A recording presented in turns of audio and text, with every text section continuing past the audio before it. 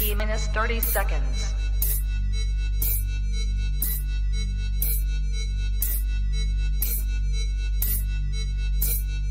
T minus 20 seconds.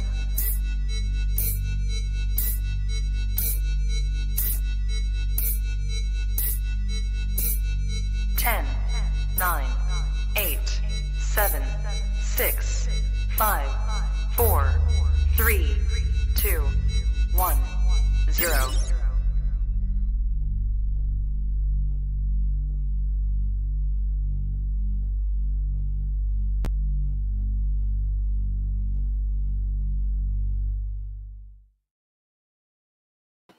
You are now tapped into the coolest reptile podcast in the world. Welcome to Trap Talk Reptile Podcast, episode 392. This is Fat Snake Tuesdays. Not fat, fat. Pretty hot and tempting. That's right. Got my boy Dillon from D's Balls and Exotics. Ready to rock and roll in the green room. But what is good? I'm your boy MJ. How's everyone doing out there? This is your first time hanging out with us tonight. If you're into keeping reptiles, learning about them, want to know how to breed them, or you already breed them, either way, you just obsessed with reptiles, this is the damn podcast to be a part of. Subscribe to this YouTube channel. Thank me later. If you've already subscribed to this channel, you've been a recurring subscriber and just show me all, love and support. Thank you so much. I do this shit for you guys. I do this shit for my trappers. And yes, man, I just love learning, love bringing people on. Very passionate about these reptiles.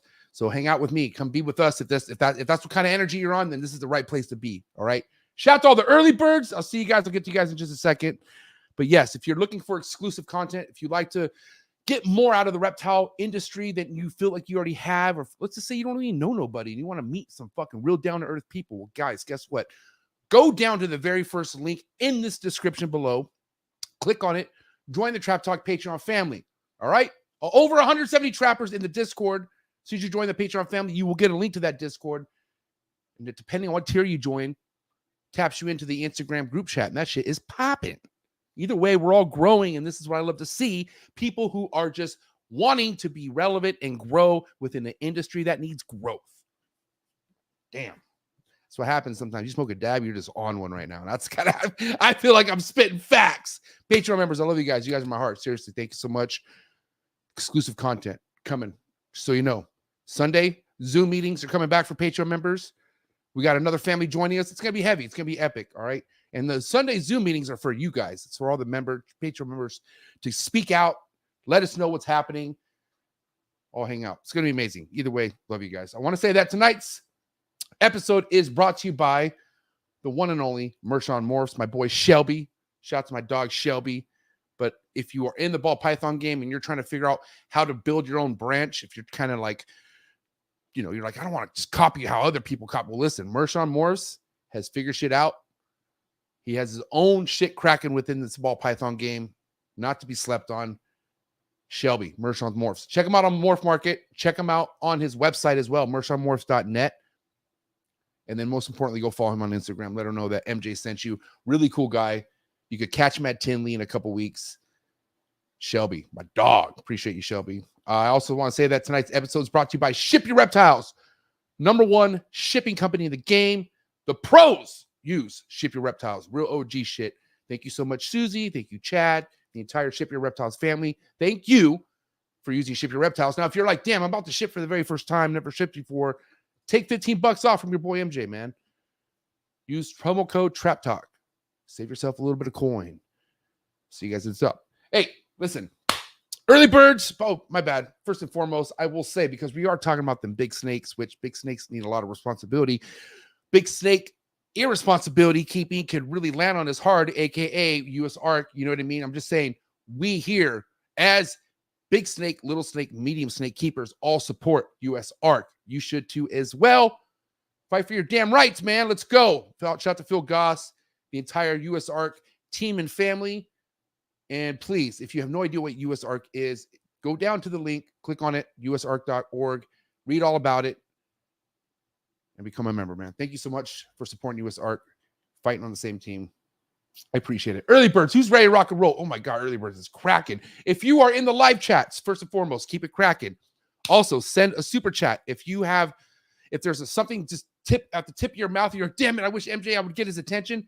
I don't shy away from super chats. That's one way to get my attention. But also, if you want to add a question or a topic, whatever, man, super chats get priority. If you want to show me love or the guest love, shoot those super chats. Don't be shy. Early birds, what is good? Who's ready to rock and roll? I know who is. My dog, Ro 5.0. Trap Talk, Patreon member all day, every day. Jesse, Wisdom in the building. What's good, Jesse? The homie Levi, Faster Than Life. What a guy. Trap Talk, Patreon member. It's my boy right here. Appreciate you for tapping in, Levi. Heartland Reptiles, Jordan in the building. Trap Talk, Patreon member all day, every day. Full Tilt Reptiles in the building. What's up, player? Miller's Menagerie in the building. Trap Talk, Patreon member all day, every day. Heath and Hatchery, my boy Brian, Trap Talk, Patreon member all day, every day. Big Keys, appreciate you, dog. Keys Constrictors on YouTube, don't sleep on them. Eden's Den, Geo, my dog, Trap Talk, Patreon member all day, every day. My boy Shane, Ricky Bobby's my brother right here, man. Soon to be many different types of levels in this game. This guy right here, mark my words. Follow him on Instagram. Above all scales, it's my dog. Appreciate you, Shane. Trap Talk, Patreon member all day, every day. Speaking of special, my big dog, Dan, this is the General, my boy right here. Me and the General go way back. Beginning days of all this with this guy right here.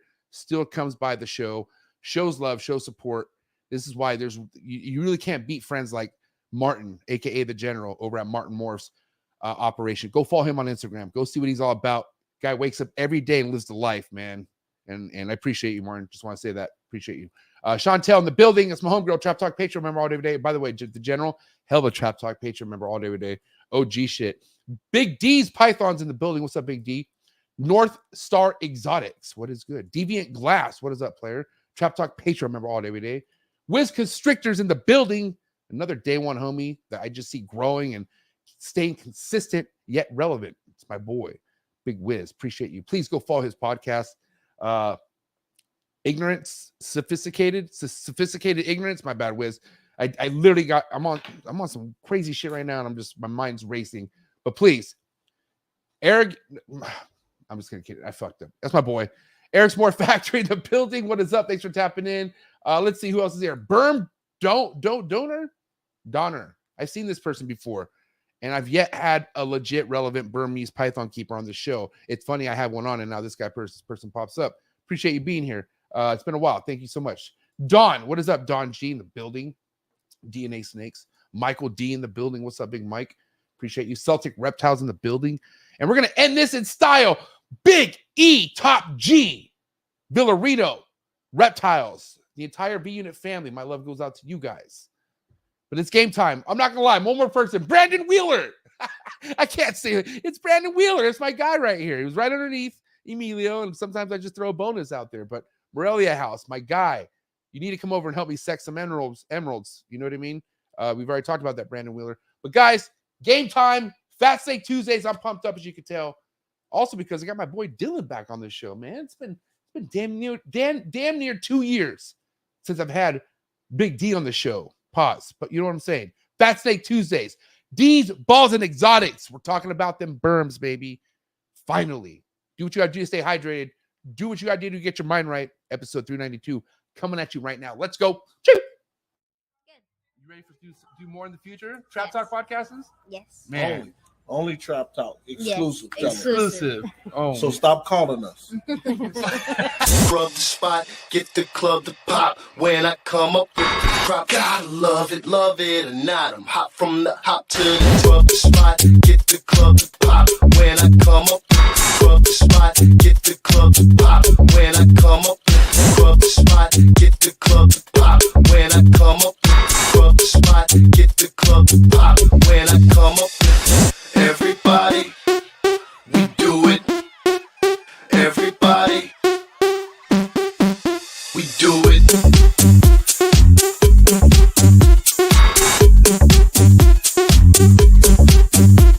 Do it.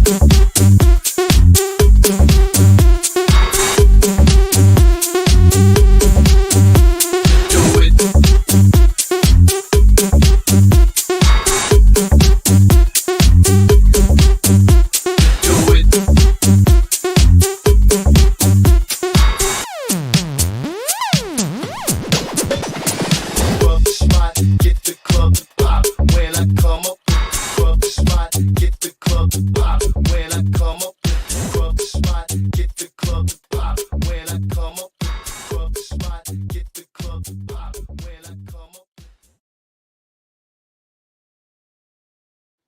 He's one of the hardest, newest fathers in the reptile industry as far as workers go. It's my dog, Big D. Yo, what's good? It's good, man. Happy new fatherhood to you and to me together, I guess, right now. I was going to say to you too, bro. To you too. Hey, I wish I could hug you right now, man. Virtual hug. Give me a virtual hug. Bro, we were like, what, 2 weeks apart? Damn, dog. It's cool to, I mean, I had so much to look forward to in general, but to see you be like basically just a couple weeks ahead of what I was about to go through, basically. Yeah. And it's hard to explain. Can you really explain what we went through? I mean, I'm sure a lot of people tried to explain that to us, but you really can't explain that feeling, I guess. It's pretty like, I don't know. I've never felt like that. Everybody says it too until it actually happens.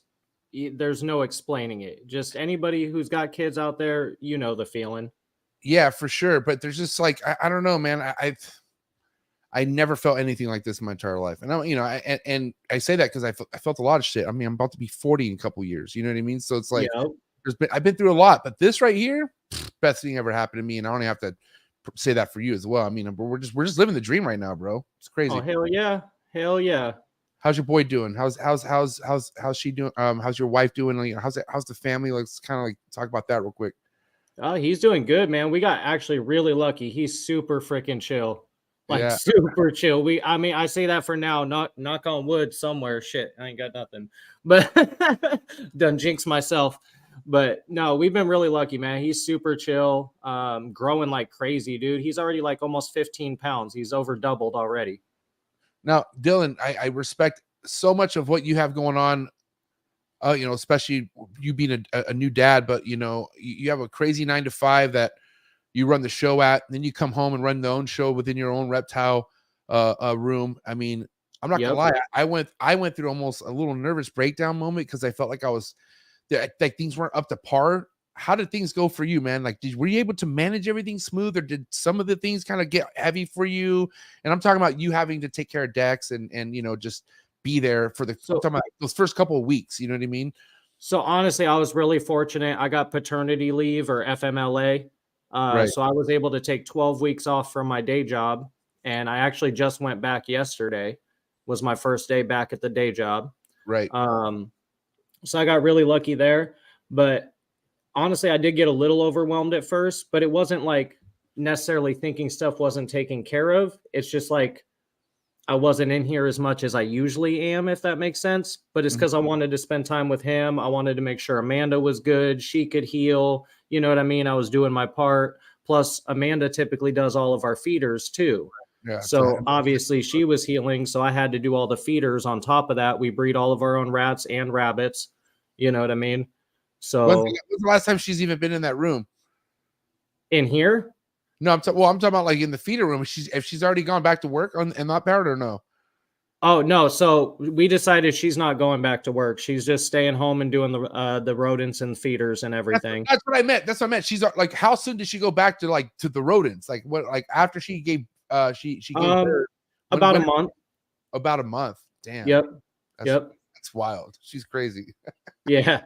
All right. Hey man, she's got her order down there. I kind of fucked it up. Oh, I'm sure you would have. I mean, because to kind of be good at breeding rodents and all that and have shit dialed down, you have to have your own particular way to do things. Oh yeah, and she's got our room dialed in. Like we don't ever have to worry about that. Actually, we end up with way more than enough. So we have clients we also take care of on a weekly basis. And I just, obviously I know what to do, but I don't keep it as organized and clean as she does. Let's be real.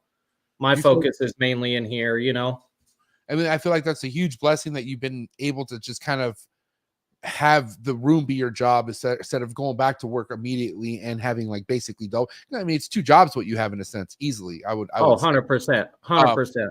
But how do you feel about going back to work now? Like, so I didn't mind it at first till I showed up to work and realized what I was walking back into. Because you haven't been there, obviously. So yeah, oh wow. Not to get too far into it, but I work at a hockey arena, so we do hockey. We have an ice floor that's there for half the year. Well, our ice plant went down while I was gone. So we have 2 temporary units sitting outside. Like I said, yesterday was my first day back.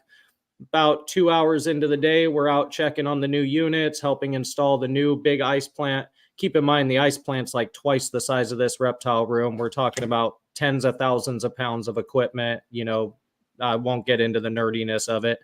But we have 2 chillers outside right now, and one of the pipes burst on them right in front of us. So, you know, that just sums it up. Both humidifiers in the building went out, man. It's been crazy. And are events still happening and things like the show still going on, or like, you know, or Oh yeah, or everything? Yeah, we got concert on Friday. I got to set up for. Yeah. Yeah, so we should have 5,000 to 6,000, 7,000 people in the building at least.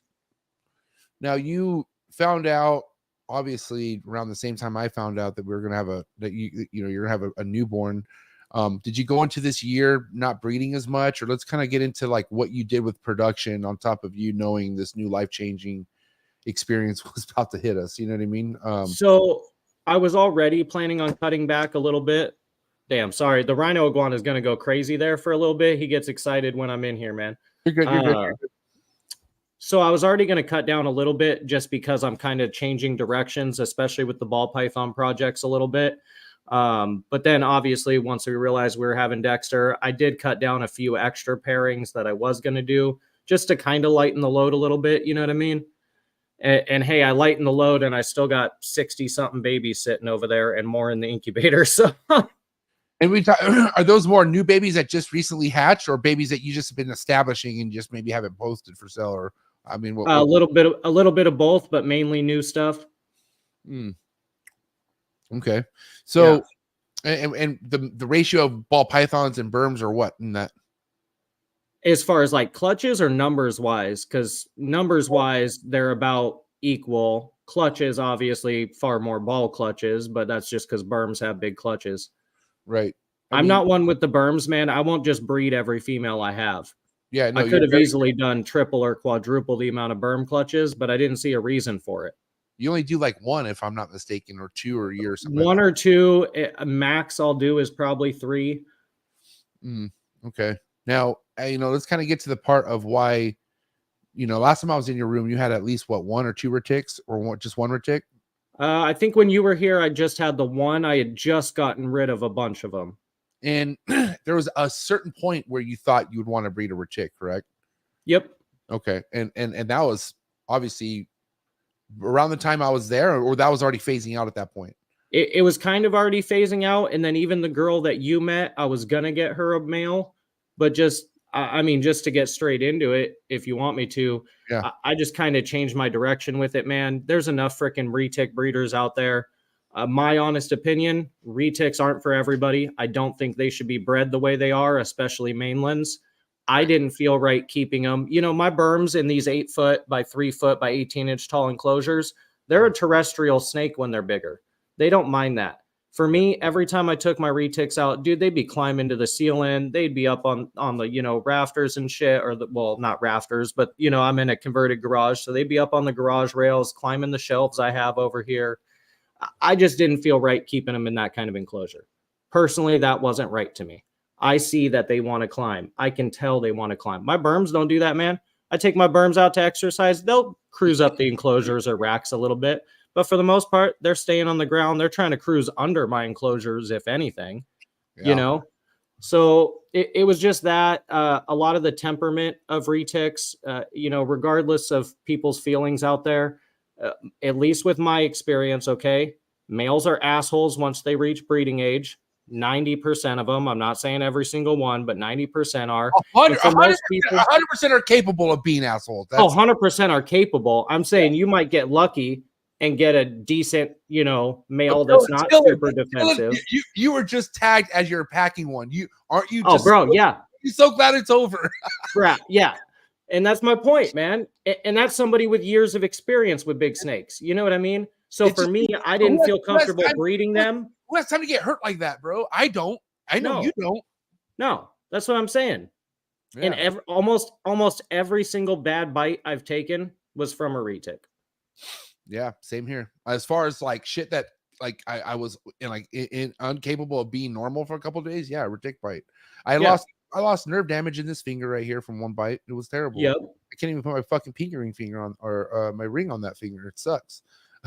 But Yeah. I'm saying like it's just and this is for, and I'm no expert, obviously. I've just came into this like 6 years ago. We're not saying you're an expert, but big snakes is your jam. You work with them, so you know how to move around. And even if you're good at moving around with a retic, there's just days where a mistake could happen. You know what I mean? And I'm talking numerous retics, if not just one, but we're talking. Sometimes I want to say retics are fucking dipshits, but they're also very smart too. You know what I mean? Like I know retics, it's like they have a balance of both, but you just don't want to get on that side by accident. But dude, retics are like the big snake with ADHD, right? Yeah, they're totally chill, and then your phone vibrates because you get a text, and they freak the fuck out on you. Yeah, right. Yeah, and that was my thing: is why would I want to breed that? Yeah, and don't get me wrong, everybody who's listening, I still love retics. I just don't want to breed more of them. There's enough of them out there, and it wasn't my true passion. And again, I don't want to be that person to breed them. And then I go sell it to some new pet keeper. They raise it up to 8, 9, 10 foot, breeding size, whatever. It completely changes demeanor on them, and they're not prepared for that. They don't have the experience to handle that animal properly. Nor do I think they have, most people, I should say, don't have the ability to house them properly or care for them properly. And also it puts strain, and for me, at least personally, when I have that much responsibility to put out to other people, it stresses me out because I have to find the right people for this shit. And I don't give a fuck what anyone says. At a certain point in time, when you have this, and I'm just saying theoretically, in a situation where you have this retic that's outgrowing all these RHACS, you're going to want to get rid of that snake because it's just not selling. So you're going to get desperate and give that snake to God knows who, just probably almost anybody. You know what I mean? Like what's been happening. Look at the vast majority of large snakes that are just given away. 95% of them are retics. Yeah, crazy. When do you see big breeder Burmese given away for free? I just want to say shout out to the last couple of super chats. That's the homie Jeff, man. That's good people right there. Burm donor. Burm donor. Yep, that's Jeff Schultz. Y'all should check him out. He's good people. He said, "Congrats, Dillon, on your kid and your package you got today." Yep. I've been waiting for some heat for a while from Jeff that I got in today. Glad I get to listen to the best content while I work in the Burm room. I appreciate that. Thank you. So this guy also is in the Burm game, obviously. Yep. Jeff's got some heat too, man. Right. So how big? Let's kind of get in. Let's go positive real quick. Let's get away from their tips. 100%. And I ain't no retic hater for the record. Say what? I said I ain't no retic hater, so don't get that idea out there, folks.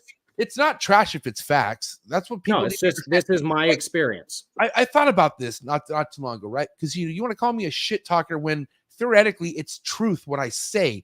So that's not. And I think shit is short for bullshit, right? Isn't that what shit talking is all about? Bullshit talking, I would think. But if it's not bullshit, if it's not shit, then what is it? It's real talk. It's facts. So yeah. So and all you can do is speak from your own experience. So if this is my experience, you can tell me otherwise. Exactly. And that's why I laugh at some people and like, motherfucker, have you even owned a retic? Shut up. Like, you don't even know what you're talking about. You know what I mean? But anyways, that's why I laugh at the guys who say retics are so much smarter than Burms. And I'm like, all right, how many Burms have you owned? Dude. And for how long did you own them? You ever hear that term, work smarter, not harder? That's the Burm right there. Yep, exactly. All right, back to business real quick about Burms, because I'm curious where the direction's going currently. Dillon, I'm not gonna lie, if I ever wanted to some reason own an exhibit and have an amazing Burm or whatever, if I ever want to dabble into Burms, I'm going to you. Only because I love the shit that you have been sharing in the Patreon family and just like, just all the heat you have.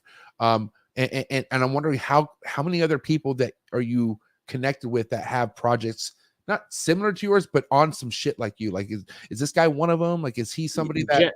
100%. Jeff's one of them. There's a few others I could name drop. You know what I mean? But there's a good couple handfuls of us in the States that have some real heat and are working on some next level shit. What is it right now? Let's kind of talk about the stuff that's that you're most excited about, that you're raising up and that you feel like is going to have a huge impact with your projects.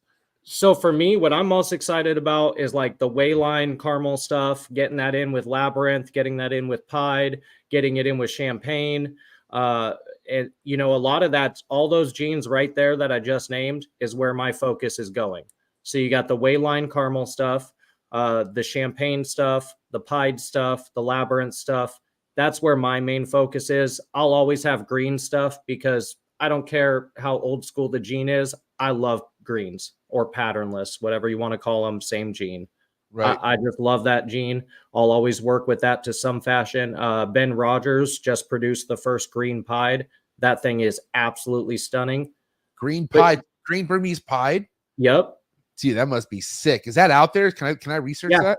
Yeah, Ben Rogers Reptiles. Check it out. He posted on Instagram. All right, Ben Rogers. All right, continue. I'm listening. Yep. So, you know, that's a lot of the stuff where my focus is going. And I think a lot of the other bigger guys, I know Jeff's working on some similar stuff. I know Aaron's working on some similar stuff. You know what I mean? I know Ben is, obviously. And there's a few other guys out there too, you know what I mean? And gals.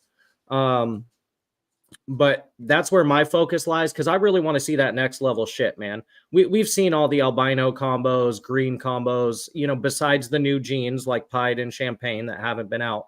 But for instance, why have we had Wayline caramel stuff and Gulf Coast for that matter, right? We've had the caramel stuff in the States for years. We've had labs in the States since the 90s, right? Why don't we see caramel labs? Bro, this guy's like the Pied King of the fucking of the Burm world, bro. What the yeah, he's been killing it on the Pieds the last couple seasons, bro. Dillon, I'm so happy because Dillon, I'm not gonna lie, like I kind of get sad when I bring people on like you because I think this is how far the Trap Talk's gonna get with Burmeses, but that's not the well, hold on, Bob Clark. Oh, bro. Hold on, I'll take that back. We did have the legendary Bob Clark on. But now you just connected me to this guy where I'm gonna share this guy's page right now. This shit's nuts. Bro, Ben's killing it, man. And my friend Ben, I don't really do this a lot, but P.H.A.T, let's go. Let's see this. Okay, so do you know exactly where they are at? I mean, look at this shit. These are all new pied morphs to hit the market, I'm assuming. Yep, right? so that's Gulf Coast caramel. That's a separate line of caramel, right? Oh my god, that shit is nuts, bro. So then if you go, you're gonna have to go down just a little bit more. This is crazy. What is that? Oh, the green pied should be somewhere down in. Not this one right here. What is this one? No, that's just his pied stuff right there. It's a regular pied combo type shit or what? Yep. So he's got a lot of the high white pied stuff right now. It seems to be obviously pied still new in the country. We don't have enough to really say for sure. Look at that. But from what it seems, the higher white stuff is staying semi-higher white, and the lower white stuff is staying semi-lower white. Now, that could obviously change.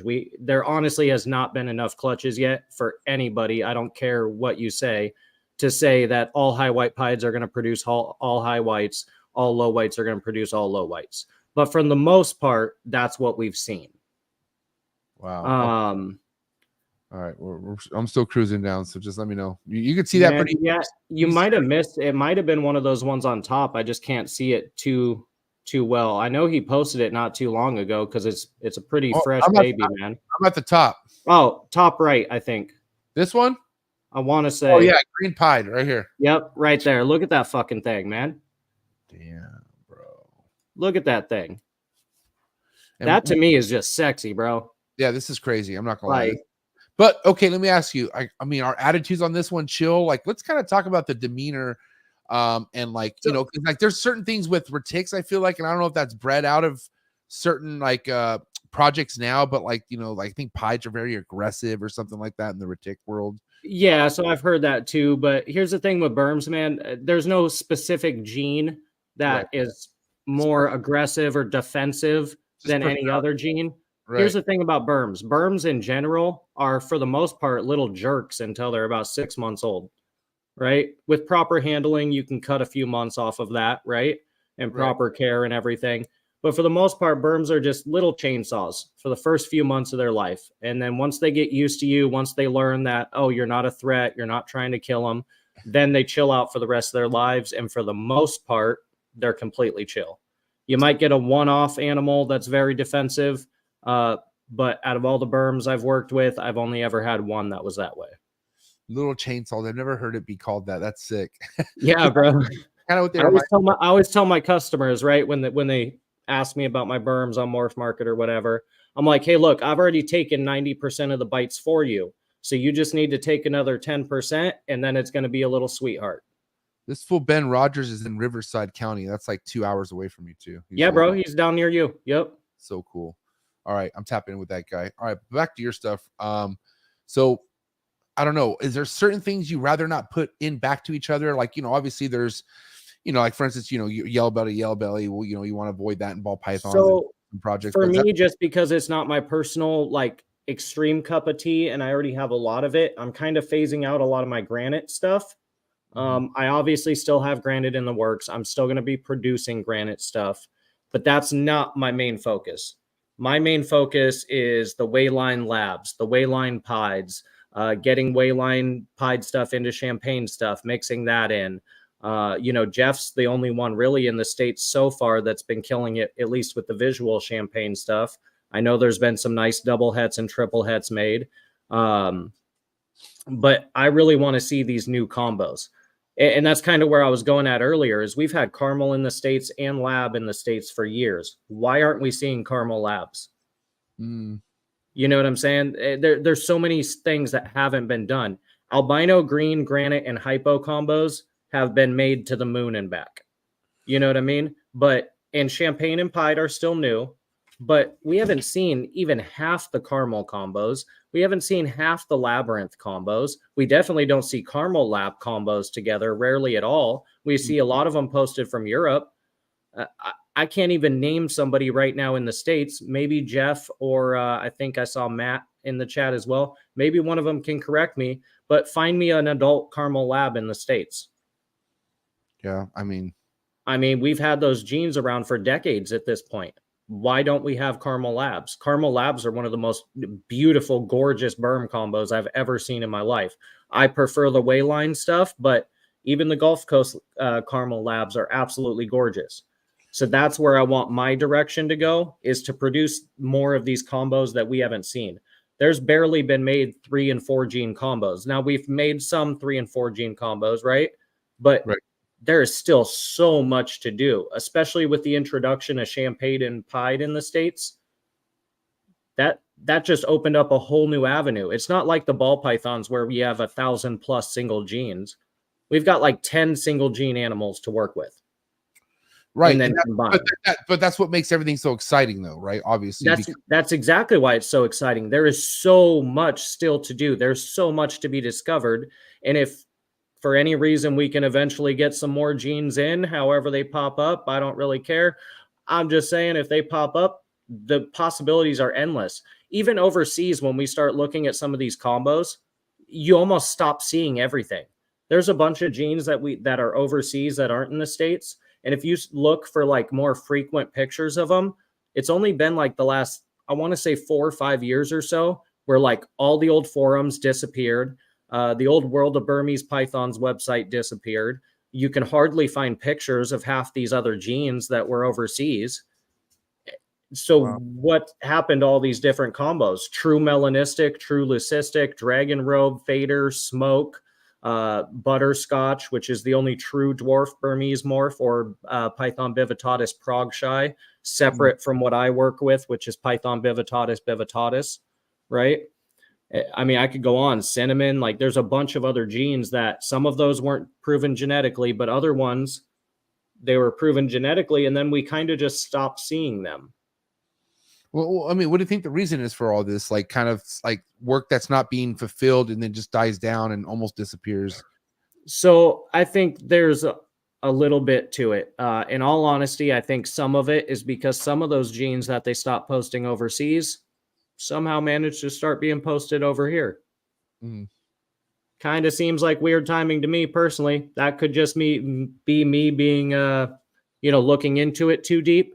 But I just kind of noticed a correlation of some of that stuff popped up here. Some of it stopped being posted overseas. Kind of seems interesting to me.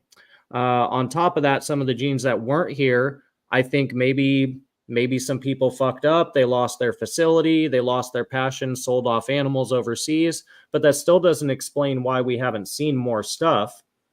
You know, a lot of this stuff is coming from Asia, where they're native from, right? But even then, so we can't import Burmese into the United States, but you can still import Burmese into a lot of other countries. And I know exporting is hard out of a lot of those Asian countries as well, but it's obviously been done in the past. It's still being done, obviously. So where are a lot of these combos that we've seen like one picture of, two pictures or whatever, and then we don't hear anything about it? I mean, you know, I it's hard to say without just saying it, but I mean, who's the biggest person who has the most access to all this shit and actually still sends stuff to Germany? Like a lot. There's one you just had on your show. Yeah, Bob Clark. Yep. Yeah. Yep. So, but who was also one of the first people with a pied clutch in the States. But how much of this that we're talking about will be avoided if people like you stick to the game plan and just fulfill a lot of the projects out? Do you feel like even that your stuff could just disappear at some point too? Oh, hell no. I won't let it. Right. So there needs to be more real people in the game, basically, is what you're saying. Yeah. So, I mean, really, I mean, there's a few handfuls of us real, you know, people who are focused on these berms.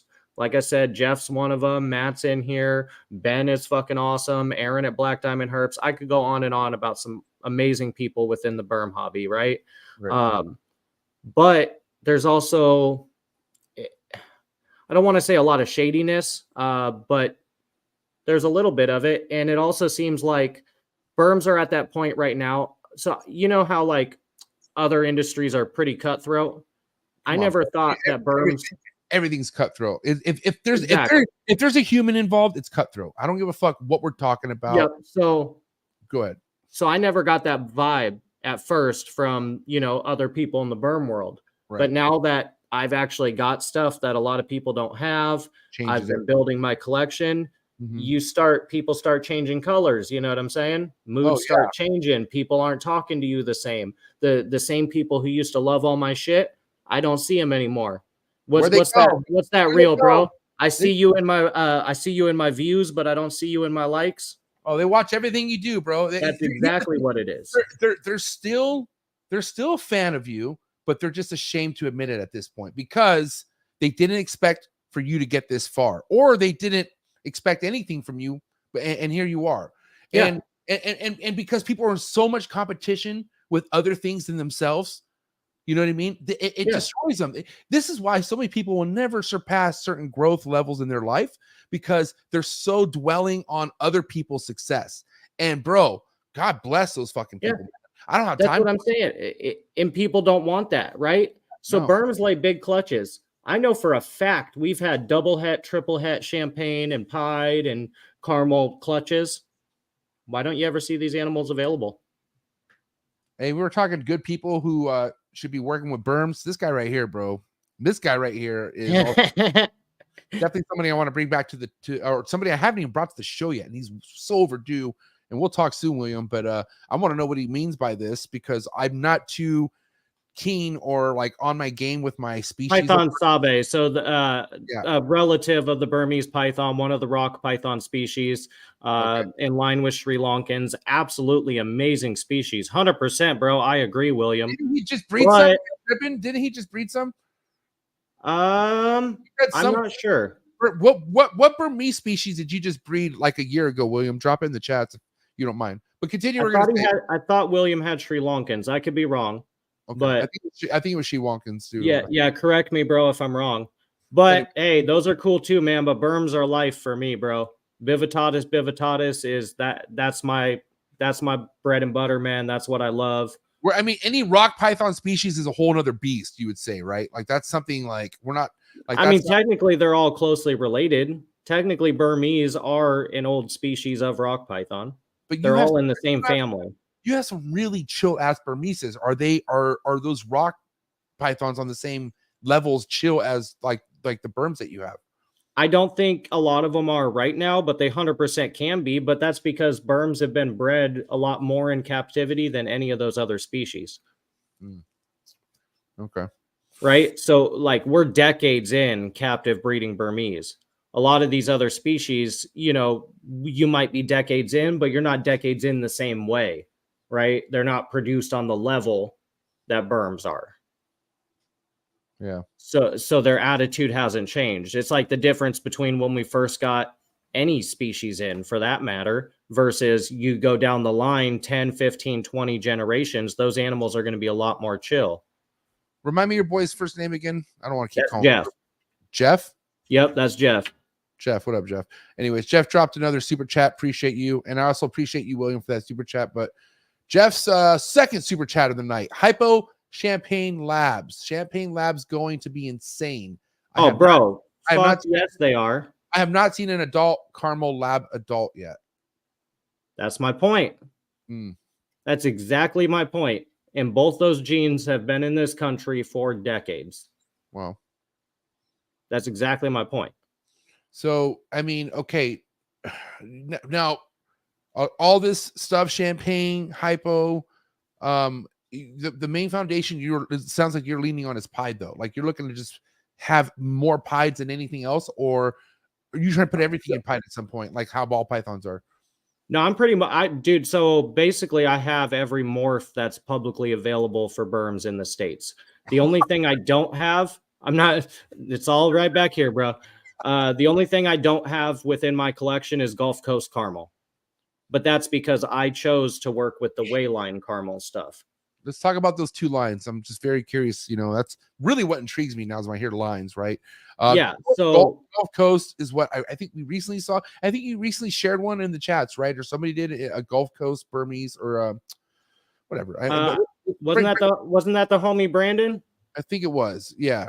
So he's got Gulf Coast. That one that I shared in our group chat or the Patreon Trap Talk IG chat, that is a Wayline male. Okay. So they're both, it's a form of albinism, right? You got your two negatives and your two positives. Is that on your page, Dillon, the Wayline, the stuff we're talking about? All right, I'm going to have to go to it. Yep. Go ahead. So for me, I like the look of the Waylines a lot more. Just personally, they're richer oranges. They seem like a much deeper contrast animal. And I really love high contrast, high pattern stuff in snakes in general. So for me, when it came to choosing a line of caramel to, work down, it was the Wayline stuff. He should be posted not too far down. Excuse me. Yeah. Go ahead and tell me how far down. Let me know when you see him. Yeah, that's my snake. You should know right there. That's my snake. Hey, look at that boy. Just a real quick little plug. All right, where we at? Bottom left, right there. Oh, that shit's fucking fire. God damn.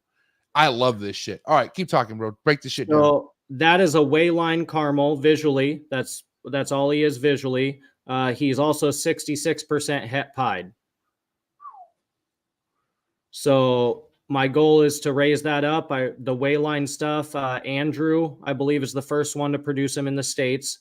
He produced Wayline pied this last year, which is a sibling to that boy that's in my hands right there. So he wasn't selling the one at the time. He just posted it. If I had the money for it, he'd already be in my freaking room. So I'll tell you that. This is a Wayline. One more time. A Wayline what? Wayline caramel, 66% het pied. Dude, what about putting hypo in this shit? What the fuck? So hypo caramels look pretty good, honestly. Especially once you get lab in the mix. What I would want to do to this boy, really long term, would be obviously the Wayline labs or Wayline pieds, excuse me, but I want to get champagne and lab into that. So from what I've seen, the albino champagne interaction is absolutely amazing. So if we can get that with the T positive and then into the caramel stuff, especially the Wayline stuff, I think that's when we're going to see some really sick interactions. We're going to see that dorsal on the top be completely blushed out in the center. Now, I could be wrong. This is just hypothetical. Nobody's done it yet. So I think we're going to see that blushed out, right?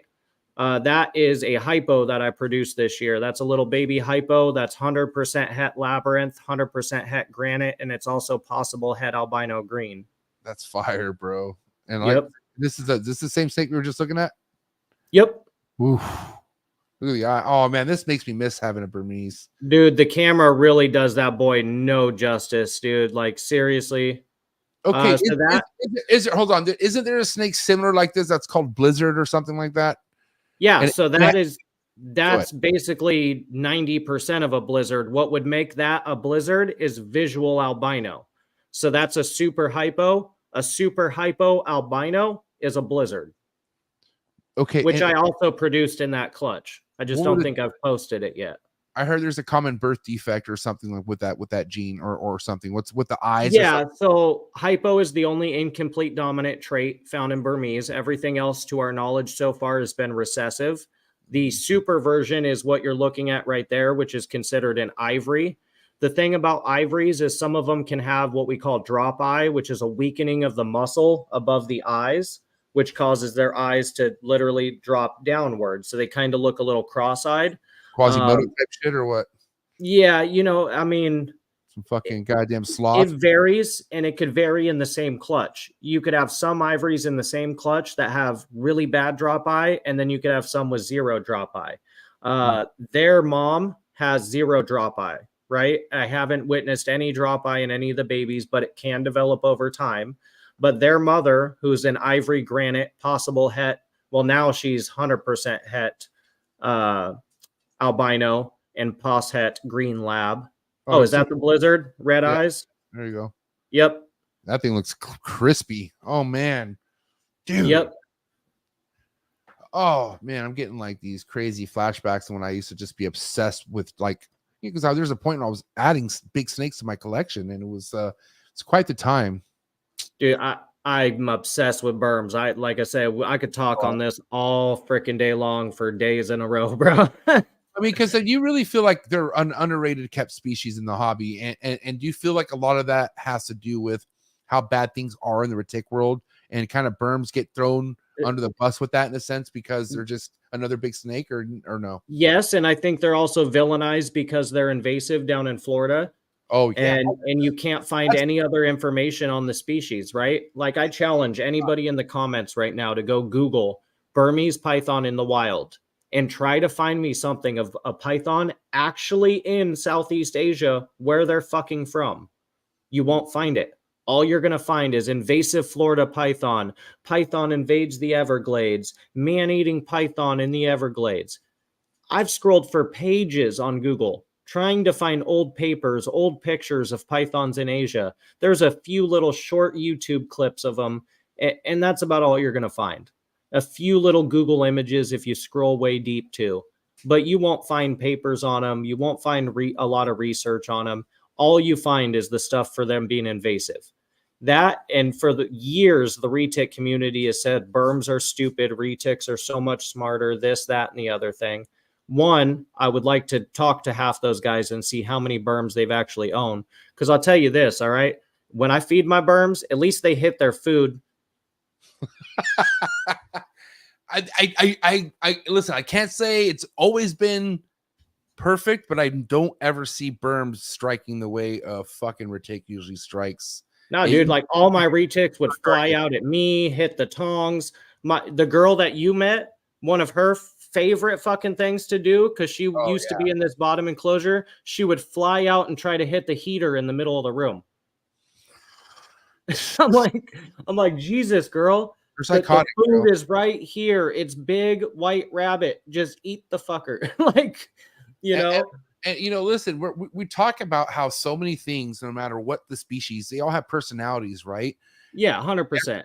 And every personality in a retic, for the most part, they're fucking heavy eaters, bro. Like they're about business when it comes to eating. And then you have your over the top eaters, like the extra fucking like the psychotic ones. Yeah, where it's like they're just like over there and then over there, and you're just like, what is happening? You know what I mean? Yeah. And let's also get this straight too, because, and I'm guilty of it too. We've done a little bit of it right here, right? But at the end of the day, besides the fact that they're both giant pythons from Asia, they have nothing in common. Yeah. Right. We're talking about an arboreal species that's a much slendered body, longer snake. They have a little bit of overlapping range, but technically they're from, for the most part, a different part of Asia. Then you have a large, heavy-bodied python from, again, a separate part of Asia with a semi-overlapping range. And on top of that, if you look at their actual facial structures, their skull structures and their teeth structure, it's completely different. Yeah. They're just both constrictors. Yeah. So they're both large constrictors from Asia. Beyond that, comparing them is like comparing oranges to apples, really. Yeah. I mean, The only reason we can compare them so much is because they are two of the most popular large snakes in captivity. But And that's why they get compared so much. the truth of the matter is everything that ruins what we're talking about is the media, you know, and the media is what controls what happens as far as what's being put out into the nation from Florida. Yeah. And it sucks because I'm getting all excited about like why, like I loved so much hearing what you were saying that I completely forgot the real reason why berms are looked at the way they're looked at, and that's because of the state of Florida. And it's like, fuck, like that kind of, and that still doesn't stop you. Like what the Lacey Act, none of that stops you from wanting to keep these. No. Speaking of which, go support US ARC, guys. I know MJ said it in the beginning, but seriously, go support US ARC. I don't care if all you keep is crested geckos and ball pythons. Okay. We should all be supporting US ARC. Let's go. Seriously, shout out to Dillon for even throwing that out there. Support US ARC. But yes, continue. So that's huge for me, man. You know, but to roll this all back that is why I think a lot of this, you know, you don't see more people jumping into berms where you do retics, scrubs, green anacondas, whatever, because no other species gets villainized the way that berms do, right? Because so much is spread about them. They're stupid. They're fat. They're lazy. They're giant ball pythons. They're invasive in Florida. They're going to invade the rest of they're going to move and invade Georgia next or northern Florida, which is bullshit. But you know what I mean? There's no other species in the United States that's kept in captivity that is villainized the way that Burmese pythons are. And it's sad. I love this species. I've loved them since I was a little kid, and ain't nothing going to stop me from doing what I'm doing and working with them. It hurts to see them getting slaughtered too, man. Like it's like, oh, I mean, I get they gotta do what they gotta do, but to make a sport out of it in a sense and just make YouTube channels, like, but if Florida wanted the issue gone, they would have been gone decades ago. Yeah. They would have been gone by 95. So the incident that released a lot of these berms was in 92 when the hurricane hit, right? So if they wanted, this is what I always ask people, right? If Florida wanted the Burmese pythons gone once and for all, granted, I understand most of the Everglades is protected land, right? But why would 95+% of the area Burmese pythons are invasive in be illegal to hunt them? Mm-hmm. They don't want the problem solved. They make too much money on the TV shows, the python hunters, the events that they throw every year for it. The state of Florida makes way too much money to get rid of it. All that brings sponsorship and fucking money and attention. Exactly. But it's like the wrong kind of attention. It's like terrible. Yep. Like, so they're going to be forever villainized. And then you have to think about the fact of how long is a species invasive before it's considered, you know, natural, right? So iguanas, they have proof of iguanas being back in the Floridas in the late 50s and early 60s. There's pictures from the early 60s and late 50s of iguanas in Florida. Dude, we're talking 50, 60 years that they've been in Florida. When are you going to, do you got to reach the 100-year mark before you consider them native now? And we never talk about the 180 plus other invasive species. All you ever hear about is the invasive Burmese python, the man-eating python. Yeah. Which, by the way, there's only one other species that's been recorded to actually eat humans, and it's not a berm. The sizing you up python. Yeah, exactly. Like we all sleep with them, you know. I mean, dude, yeah, this is why I commend you for staying loyal to the project, even though a lot of things could make you not want to stick to it. I feel like you obviously have a true love for the animal, and this is why there needs to be big keepers like Dillon, like motherfuckers who are prepared for anything to come. And if it does, they're still down to keep what they keep, and they're happy with it. Because I know you love all your shit. I see you constantly taking things out, showing pictures, interacting with it. And then also I've had the pleasure, one of the cleanest rooms, I'll say this right now, one of the cleanest, especially for having big snakes like that, man. And then obviously monitors and whatnot. One of the cleanest rooms I ever stepped into. So fresh. I'll never forget. You know what I mean? Thank you, man. Thank you. There's no play, bro, because I know I've had smelled some crazy things in this room and especially other people's rooms. You know what I mean? Yeah. You know what I'm saying? So Yep. I kind of have no choice but to just immediately try to judge people off the smell of their room. That's just kind of how it works for me. Yeah. And, yeah, your room was crispy, man, and very, very neat. Hey, man, I do my best. I do my best. But it shows, though. It's kind of like you don't even have to tell me your best. I just go to your room and I see it and I go, wow. You know what I mean? Yeah. But that's why it's like if you're going to fulfill something like this, you have to take it to this extent. I know there's nights you probably are busted fucking tired, not even seeing straight, but you have a fat fucking turd smeared on the glass or something. Like you ain't gonna 100%. Like that's gonna get done, you know? 100%. And I'd be lying if I said, because I do have a rule. If I'm dangerously tired, like I'm talking, I just got done working an 18+ hour shift. If there's a little pee, let's be real, guys, it might sit until first thing in the morning if I'm like dangerously tired, in pain, and I don't feel safe to pull out the large animal, right?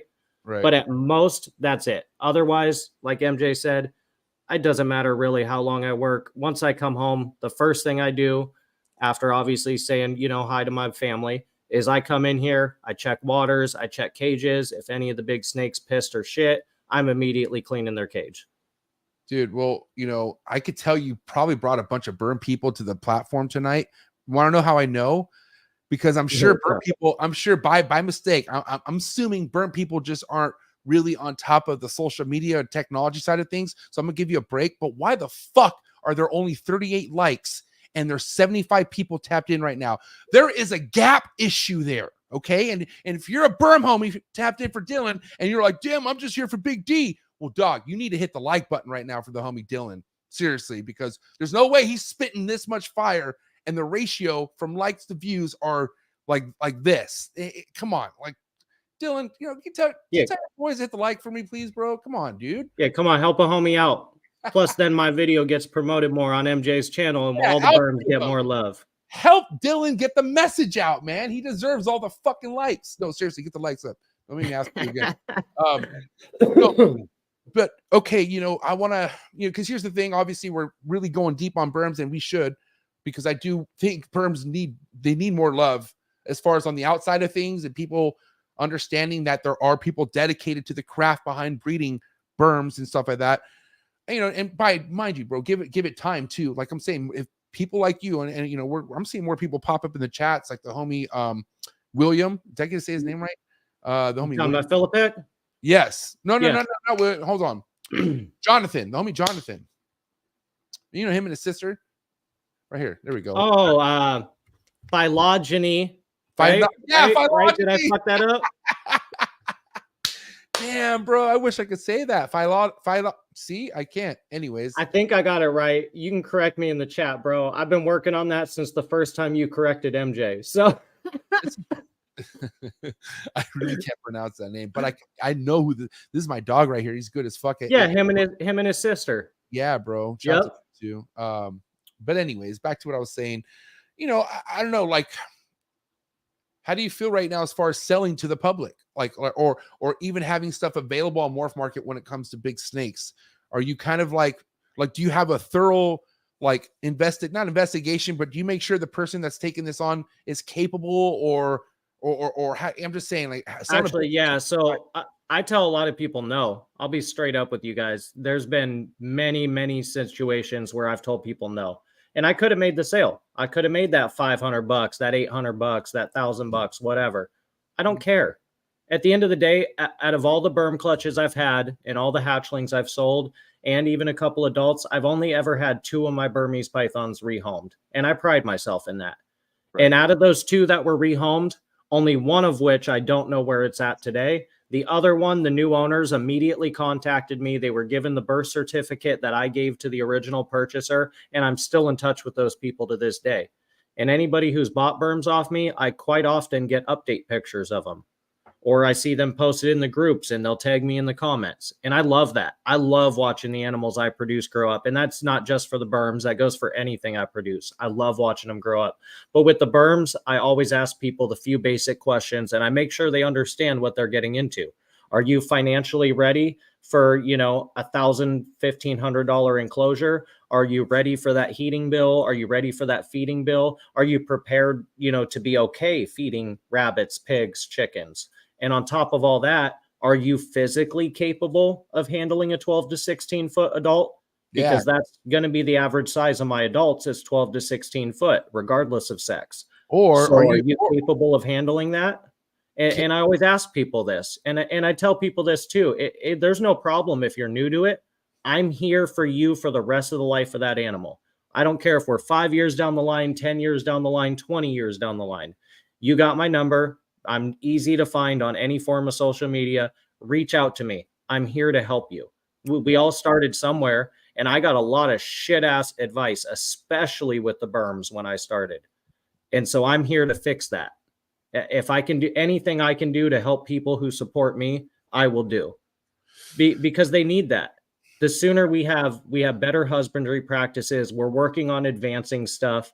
You know what I mean? So MJ knows this, and a few of my homies know this. You know, I keep most of my Burms on paper right now, but I've been working, and I want to experiment with what can we do about adding UVA and UVB? What can we do about using different substrates that are still sanitary? If any of you guys have watched my old YouTube videos, you know, I made a video where I was pretty against substrate.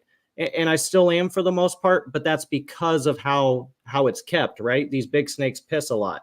So that piss is soaking into the substrate. It's going down below where you can't see it. So you're shoveling out that little wet spot in the corner that you see in that shit, you know? But what about all that bacteria and piss that just went under the rest of your substrate?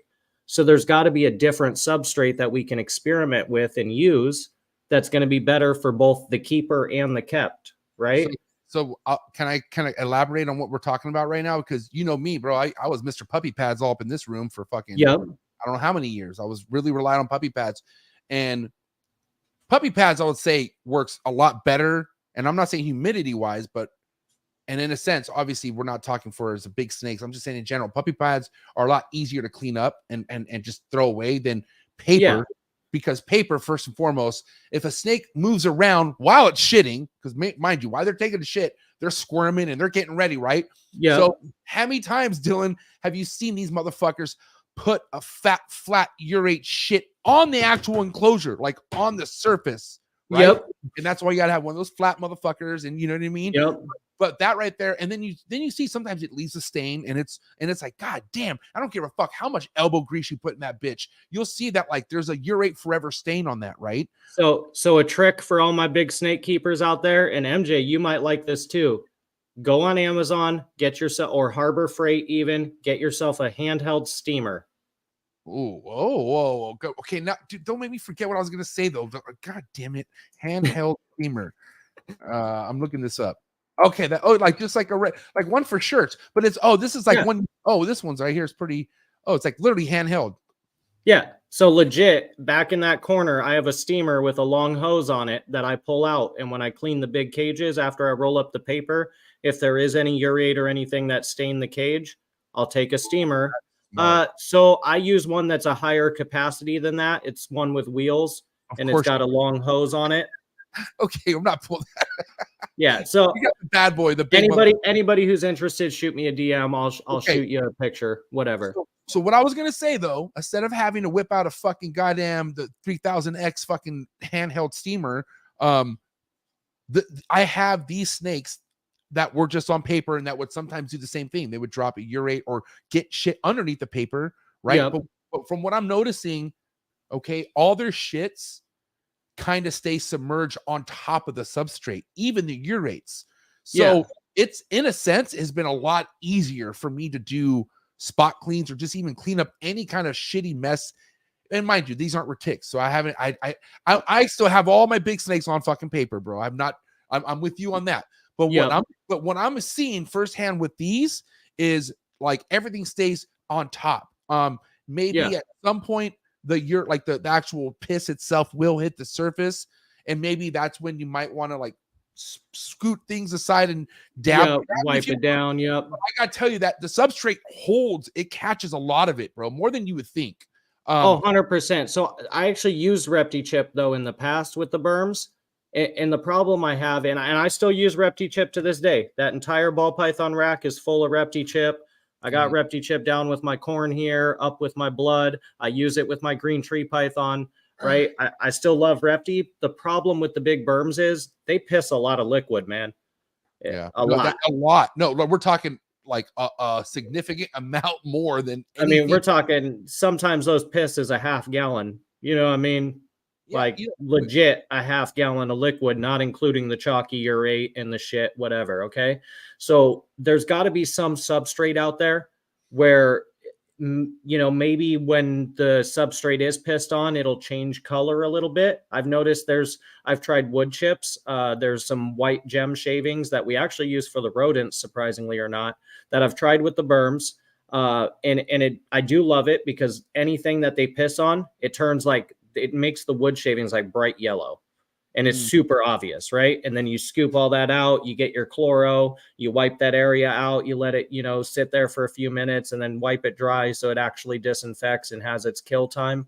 But the problem with the wood shavings is that it dries out the environment a little too much for my liking. And now I don't really watch my humidity, my ambience good, but when you're putting all that amount of wood shavings into an enclosed enclosure, that dries it out a little more than my liking, right? I see some people use those the wood pellets too, like what rabbits use, like those fucking. Yeah, so I've seen that, and we actually use. So funny enough, we use those with our rodents too. We put a layer of the pellets down, then we put wood shavings. That's a whole different topic, though. Those are crucial, though. You got to do that. I mean, that determines the whole smell of your room, bro. You gotta. Yes, and you better have good carbon filters and airflow. But my point is with the berms, I don't really like the ReptiChip, and I love ReptiChip. It's nothing against the product. It's just for the berms, it doesn't do it. So there has to be another substrate where we can work towards. And granted, the builder's paper. So I don't use that thin ass. That's not painter's paper. That's actual contractor's builder's paper. I buy the stuff at Home Depot. It's great. It's thick. When they piss on it, it dries within a matter of an hour or so. I can just roll the stuff up all in one piece, even with big old shits in it that weigh more than my head. Roll it up, toss it, done deal, right? Takes me minutes. But, you know, at the same time, wouldn't we all love to come look at our big snakes on substrate? It does. But there has to be something where it's a happy medium to keep them sanitary to a good degree. Obviously, it's never going to be completely sanitary, but for the most part, where it's at healthy levels and still good for, you know, us as keepers to be able to clean it and be cost effective. Because it's not cost effective when you're filling an 8-foot cage full of ReptiChip, which takes, you know, 2 or 3 entire blocks of ReptiChip. Okay, depending on your ReptiChip, how many blocks come out when you're taking the fucking thing out too? That's what I'm saying. They're scooping it out with their tails. When they piss on it, you got to swap out at least half a cage. So there's another block and a half of ReptiChip. All that dust, everything, it's too much.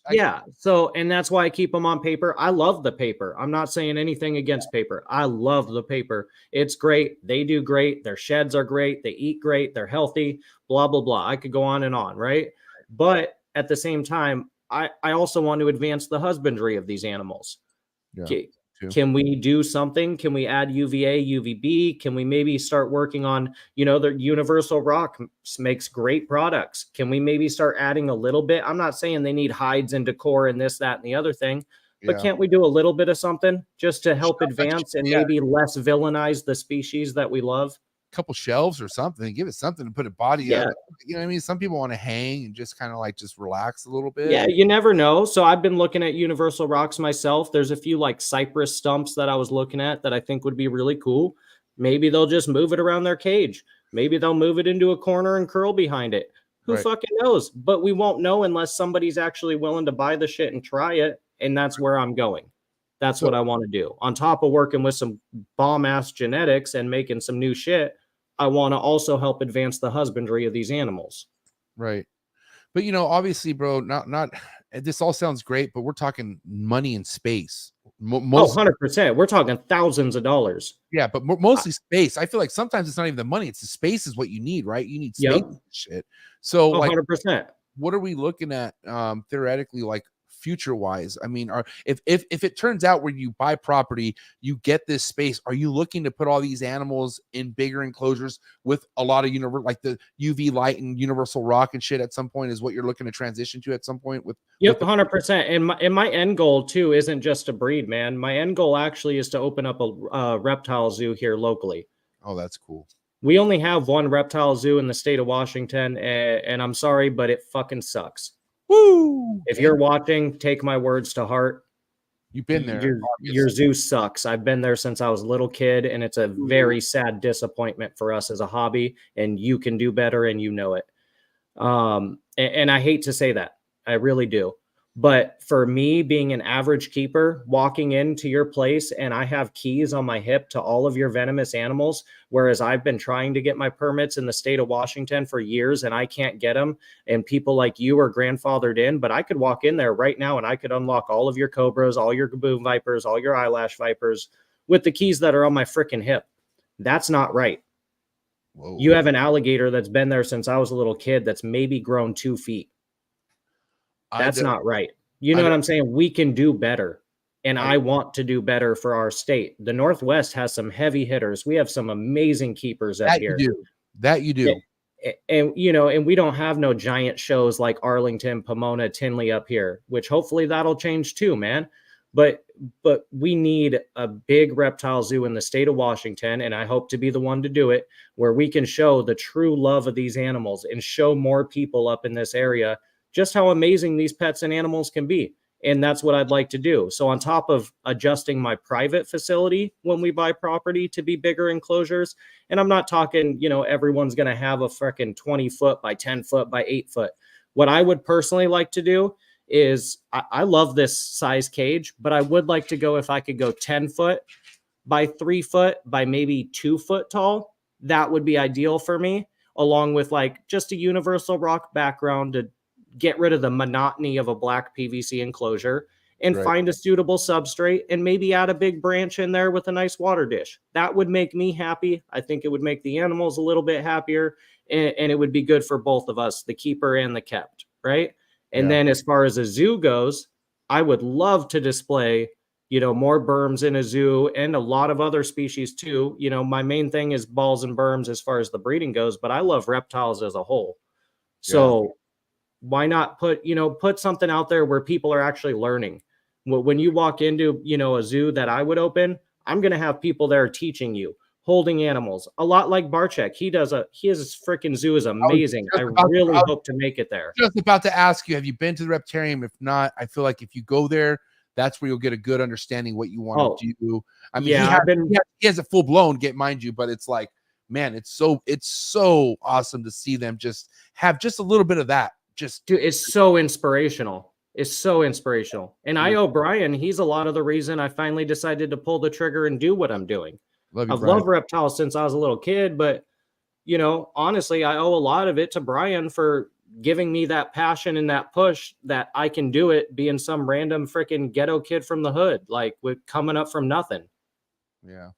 And here I am. And I got a long ways to go. I ain't nowhere near done. I mean, it's crazy, bro. Just having one guy motivates so many people, mainly us too. You know, we're talking about one's talking right now. It's like, and I would like to be that for somebody someday, you know, like have that kind of, and I feel like that's you're gonna be for little Leo. Yeah, you know what I mean? But you know, but obviously I love Leo, but like we're talking a bigger purpose, which is the people on the outside who don't understand what we do and how much it could be done in a humane way, like way where we make others want to be involved, you know. 100%. But like, look at that wall behind you, man. That's beautiful. Yeah. A lot of people aren't doing that. You got a beautiful wall behind you with some beautiful animals, man. And that's a step up, just like I'm trying to do with the berms. You know what I mean? It's advancing. It's taking that next step. You don't just have them in those giant Cambrios or whatever. You might for grow outs or neonates or whatever, right? They were in target tubs, bro. They were in target even then, right? But now you have that beautiful freaking wall of enclosures, and just like you say, man, day by day, you're improving it, and people are seeing that. I see it.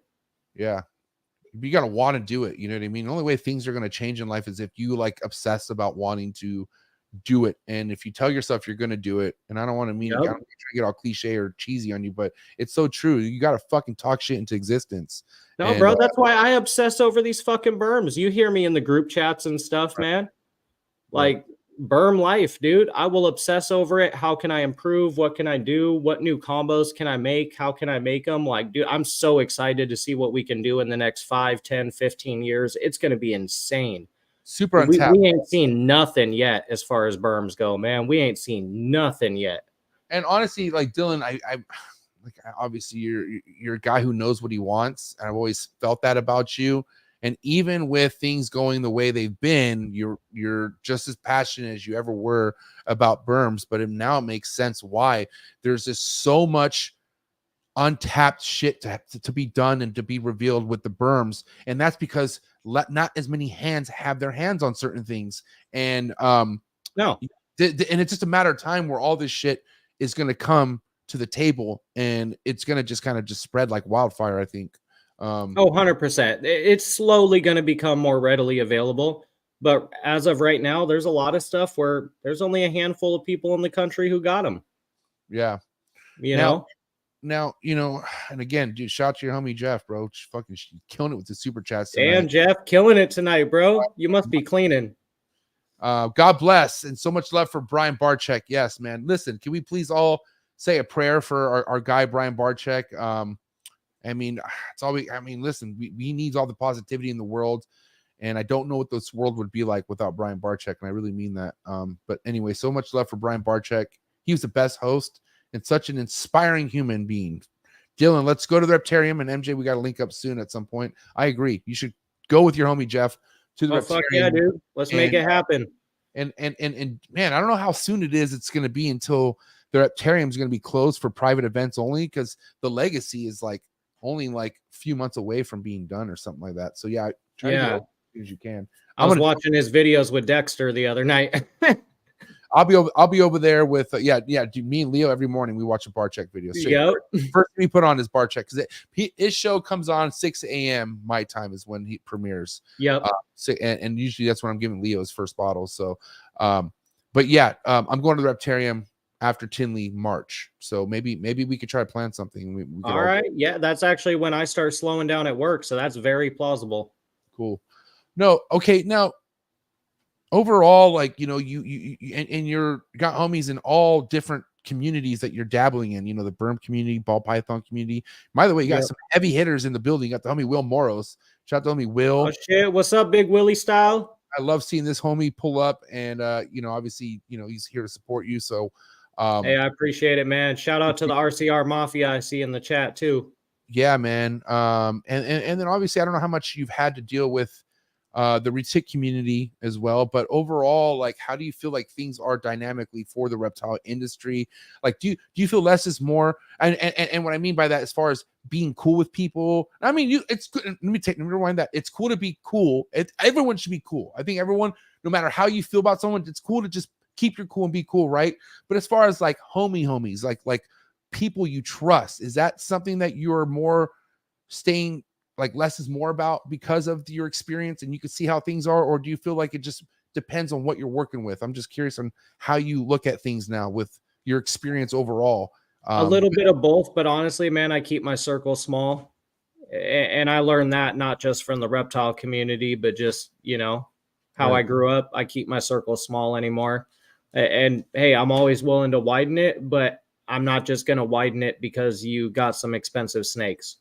You know what I mean? Like, we got to connect on another level. I got to see that you're doing something, and vice versa. I know that goes both ways, you know what I mean? But anymore, I keep my circle small. I mind my own business. And lately I've been just going by the Aussie philosophy, shut up and breed. Yeah. That's been my motto lately. Honestly, we were talking earlier, I got too much shit to be going on to be worried about all the drama that everybody's going through, whatever. You know what? I come in here. I love on my animals. I chat with the homies that are cool, the RCR Mafia, the Trap family, my local Northwest breeders, a few of the homies like Jeff and some other heavy berm hitters that I talk to, on a fairly regular basis. Besides that, man, I mind my own business. I do my thing. I work my day job. I grind my ass off in here. And when I can, I try to get out and go fishing or hiking. Man, and dude, you love fishing, bro. I Like, love me some fishing, bro. Tight lines. I mean, you got to admit, it's so cool to have so many homies you would never be homies with if it wasn't for the Reptile and social media. But like when I see you fishing like that, I go, God damn it, I wish I lived next to Dillon. Like I wish I had a Reptile homie. And I have homies that like would like to go out to the deep sea and shit like, but like, you know, you go fucking river fishing and shit like that, bro. And it just looks like a good time every time you're out there, bro. Oh, dude, it's a blast, man. It's a blast. And next time you get up here, plan to have at least an extra day or two and let's go fishing, dude. I'll take you to some badass spots. I went up there last time when we did our show and I was limited on time, I know. But I got to spend at least a few days up there, bro. Because I love Washington. I used to live up there. I lived in Bellingham for fucking 5 years, and then I lived in Seattle, or I went to UW for a year and a half. And so like I have a part of my heart still lives in Washington. And me and Dillon went back and forth a little bit about how much it rains, bro. When I was living up there, it never stopped raining, Dillon. I remember counting one year how many months it rained, and it was 10 months out of the year it rained. That's fucking nuts. Are you telling me it doesn't rain as much no more? No. Hey, I already know there's a shitload of my Northwest homies in the chat right now. Tell this man it only rains 6 to 8 months a year. Okay, and a lot of that is light rain. It's not like dumping. It's like we'll get sprinkles here and there, and it's overcast. He's like, hey, come on, man. Tell him 6 to 9 months it rains. Here's the thing. I'm a rain lover, bro, especially after being a reptile keeper. You got to love the rain. The rain is kind of what it's like. Let's pair them up, right? But for me, especially when I played baseball and I was like playing all year round, there was a type of coldness with the rain that just I would never forget. And there was a time and place where I couldn't even fucking catch a ball because how my hand, and I know there's way colder places. Like Washington's not even that cold. Like, no, it's way colder. And I will say, if the cold doesn't really bother you and the rain doesn't bother you, Washington is beauty. Is scenery wise, the greenery in Washington is unmatched. I feel like beautiful. And the air too, bro. The air it's different up there, man. It's crazy because I live in fucking goddamn polluted goddamn California. It's fucking terrible where we're at as far as air quality. But Washington, I mean, there's not many places like Western Washington where within a couple hours you could be up in the mountains, you could be over on the beach, you could be in the rainforest, you could be over to the desert, you could be up snowboarding or skiing all in a day. That's Western Washington for you. And your food's bomb. You guys have bomb seafood, bro. Like you're that close to Alaska. I'll never forget. I don't mean to get off the rails right now, but I'm just thinking of reasons why I should get back to Washington. My sister, my big sister lives up there still. What am I thinking? My nephew's still up there. I'm coming back, Dylan. Don't trip. Get your ass up here. Let's go fishing, bro. MJ and Dex can hang out with Lily and Amanda, and they could, we'll just go do a guy thing. You know what I mean? So, oh hell yeah. Let the guys, be with the moms and fucking get into some trouble. You feel me? Amanda Dylan? might be jealous because she loves to fish too, but they'll hang out. I see Amanda likes to really roll with you on a lot of your adventures. I mean, and I feel like that's awesome. That's like kind of like me and Lily. Like we have a lot of things in common, but she loves the fishing too, right? Oh yeah, that's my ride or die, man. I just saw she commented. Love you, hon. Where's she at? Let me see. Is she last name Zimmerman? Yep. Oh shit, where's she? I just saw her. Anyways, Amanda, thanks for tapping in and thanks for taking care of this guy. Does she take care of you? Because like Lily really takes care of me. Is this the same bro? Case? Okay. Bro, yeah. There she is. She does a lot. She doesn't like the social media. She doesn't like showing herself in the snake room and stuff like that. But you guys have no clue how many times you might hit me up. I'm off at work. I'm doing something. Guess who's the one weighing that snake that you asked me about? Guess who's the one snapping that picture that you asked me for? It's her.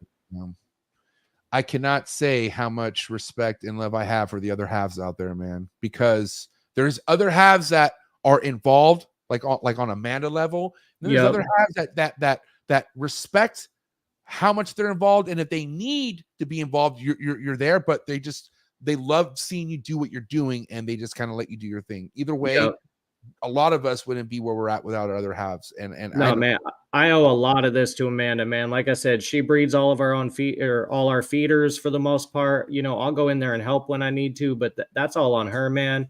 you know, a lot of these animals in here are hers too. That rhino iguana who you guys probably keep hearing in the background, that's her baby. You know what I mean? I don't know if you can see them, but she's got her whole group of king snakes up there. Like she's got her own projects too. I slowly try to like, because Lily, like she like I took her to her first show, or like a show where she was like, oh, Tinley. It was Tinley. And she was like getting geeked out over some of the crested geckos and some of the gecko species. And I was like, why don't you just get like a little fucking corner in your room and just get like, and she's like, nah. I'm like, all right, I tried. Yeah. No, but seriously, man, respect to the haves, and I don't know, you know, I feel like right now, what do you feel like you're betting the most on, as far as what's going to help you take things to the next level? Like, as much as I am on the mission to fucking phase out of ball pythons, I know realistically I can't. That'd be the stupidest thing I could do, just because I have what I feel like at this point of being in the game, relevant shit to provide, and it would help me. Like, this all came from ball pythons, right? So I still like them. I'm not like, you know, I'm not Mr. like, oh no, I love what I keep, and that's, I feel like you should do, right? But what are you feel like you're standing the strongest on, as far as what's going to give you the financial gain to keep things going? So I would absolutely love to say the berms, and don't get me wrong, I'd make a decent amount on the berms every year off the couple clutches I do, right? And especially moving forward with the projects we have. But honestly, man, where a lot of it's from is the balls, man. They keep it going for the other shit, so I can afford those crazy berms. You know what I'm saying? Yeah. So a lot of it, you know, and honestly, man, for me, it's kind of like 50-50, dude. It really is. But my stronghold as far as moving forward, you know, a lot of guys know me for the berms, but I've got some cool puzzle projects going on. I'm getting puzzle in the mix with DG, Hypo, and Clown. I've been really pushing my ball python projects towards that.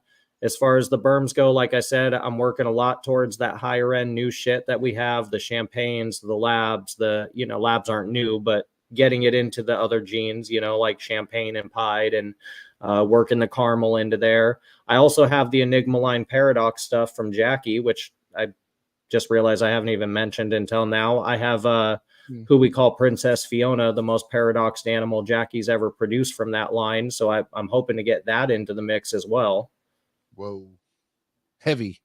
Yep.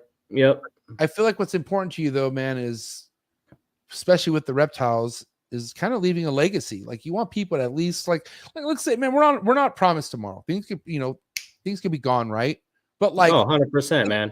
Let's just say you're on your way either up or down, whatever, and you're just kind of like, what did I leave behind? You know what I mean? Like, do you think it's more going to be like in the berm game, or it's going to be in the ball python game that you leave? 100% the berms. Yeah. I hope you guys all remember, if I die tomorrow, to love berms and not take what everybody says for, you know, take it with a grain of salt and make your own opinion. And don't just give them a bad rep because of some bullshit you read about Florida. Facts. Being straight up, man. Being straight up. Like, that must they seriously, as far as a large constrictor go, and I've worked with a lot of them and I've kept a lot of them. I'll say this, I haven't personally owned green annies yet, but I've worked with them. I haven't personally owned scrubs, but, you know, I've been around them, and I hope to more in the future. But I can tell you with 100% certainty, as far as large constrictors go, there is no better pet big snake than a Burmese python. And if more people were to stop villainizing them and give them a chance, and I'm not talking about that one berm you had for a month when you were 18 back in 1982. Okay. Bro, if you actually give them a chance, they honestly are the best large constrictor as a pet. And I hope more people in the future moving forward will see how amazing they are. And, you know, I'm not saying everybody needs to jump on and go freaking start breeding them. Matter of fact, don't do that, because I don't want them to turn into a next freaking retic. But I think more people should give them a chance, welcome into your homes and hearts, and really experience what it is keeping them. They're freaking amazing animals. They're personable. They're fucking amazing. They're fun to work with. There honestly is a shitload of genetic potential still, and we're just getting started, man. And that's honestly, as far as that goes and leaving something behind, you know, especially for my little man and, you know, the people who've followed me since the beginning. I hope that you'll follow my legacy with the berms, if anything. And I can't say my legacy because I'm still working on it, man. I'm just getting there. In all respect, I'm a noob too. But but at the end of the day, bro, like your hard work, it means not only something to you, but the people who follow you, right? Like the people who, like, yeah, a lot of people tapping in here tonight, showing you support that I've never seen in the live chats. You know what I mean? And thanks to all my homies out there. Yeah, bro. And obviously, so the thing is, it's like, how much of that is being happened in the ball python game? Only because nothing against the ball pythons, but they either do something for you as far as on a financial gain, or they do something for you and they put you on the map. But getting something put on the map in the ball python game nowadays, damn near impossible, bro. There's just so many people, and there's nothing against, like, dude, I have people like Will Morrows. That's if I was a Will Morrows in the ball python game, goddamn right, that's my legacy. You know what I mean? We're talking a whole we're talking a whole nother beast. But the thing is, like, there's been people beasting the ball python game for years, like years, to where it just got super hyped over COVID to a whole nother extent. But nothing's hyped when it comes to Will Morrows, Justin, Mark Bailey, Miguel, like MERSHON MORPHS, like these. And it's hard to do that. I'm just saying, I'm giving a lot of credit to these people, bro. That is because we're talking, I don't want to say saturated because that sounds like a fucking weak word, but I'm just saying, in a game that is being worked on so heavily, and to stand out, not easy to do. Oh, no, that's not easy at all. To stand out, especially with how many people are in the balls, man, it's not easy whatsoever. But that's why, like I said, dude, I got way more ball pythons than I do berms. You know how many people know me for my balls? Hardly any. Everybody knows me for my berms. But how many goddamn snakes deserve? Because, think about ball python, it's America's favorite snake. I feel like if you think about the common snake at Petco or something that somebody buys, people love ball pythons and corn snakes all damn day. But there's other snakes out there that deserve at least a little bit more love out there. You know what I mean? Like, and that's only going to take people working with them who are dedicated to the craft. And that's why I feel like, long live Dillon and D's Balls and Exotics, because we need more shit like this. We need to show more committed work behind snakes that just aren't popular yet, but they can be. You know what I mean? Yeah. And that's only going to happen with time and getting more people in, bro. And then you starting that reptile zoo, that's, huge goals, bro. You know what I mean? Huge goals. And bro, when we look back at it, right? Like I know some of us got in just because of the ball pythons, right? But a lot of us fell in love with reptiles when we were a kid. Why limit yourself to just keeping one species? I could never see myself, even just berms, as much as I love berms.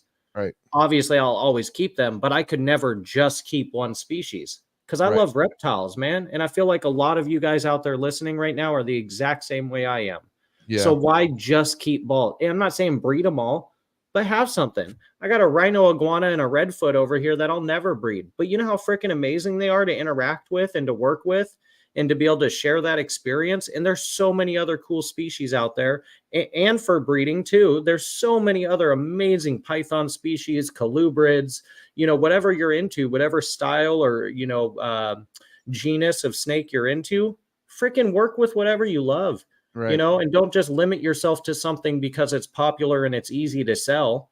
Yeah. If you did that, then all we would ever keep is freaking hognose, corn snakes, king snakes, and ball pythons. But look, here we are, right?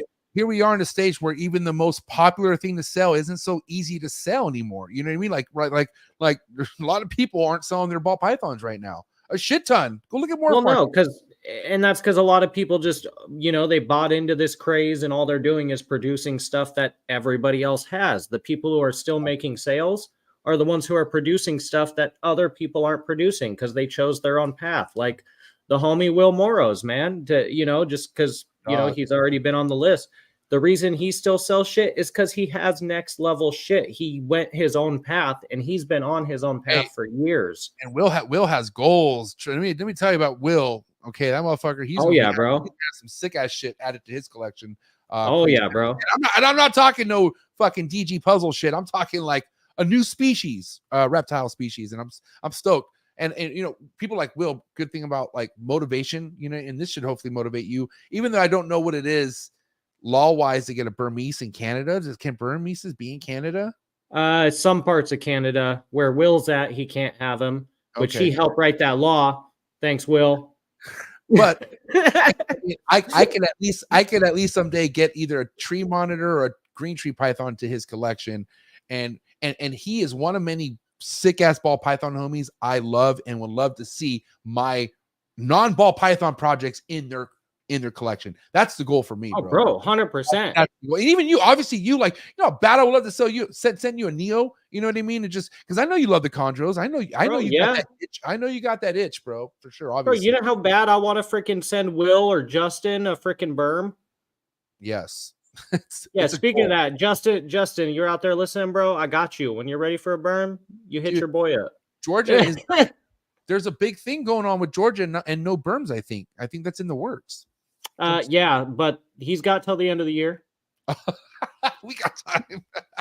You got time. But right. No, there is, and you have to, from what I understand, they have until the end of the year to either sell what they're going to sell, get what they're going to get, and after that, everyone has to be chipped and permitted every year. That's from what I know. Again, go to USARC, check it out. I already know it's on there, and you can look it up as well. So we have a wrap-up topic, and this might extend the last 30-ish minutes of this episode. I'm not gonna lie, because I'm curious what you have to say. Oh, bro, I can go on and on. It's whenever you want to call it. I can go. I can only do 2 hours, and I got I'm on night shift, bro. Like Lily don't. Oh play. yeah, no, I feel it. I wrote my whole podcast schedule before the kid came out, so she would know what she's up against, and she'd be sending me texts. Yeah, I won't complain because I'm literally the same way with Dex, bro. But dude, respect all the OGs, you know, to a certain extent, right? All the people who've been in the game. But I want to know what your thoughts are on the Bob Clark episode, and I want to know if you think differently about him at all, or about the whole legacy behind Bob Clark after I brought him on, and kind of talk about what you think about, you know, because there was all this drama obviously earlier this year with so many fucking big snake drama back a couple months ago, right? But yeah. I never had anyone I really respect. I've had, but like someone in the berm industry that I've had on the show in a while, where I can kind of pick their brain about that. And I'm just curious.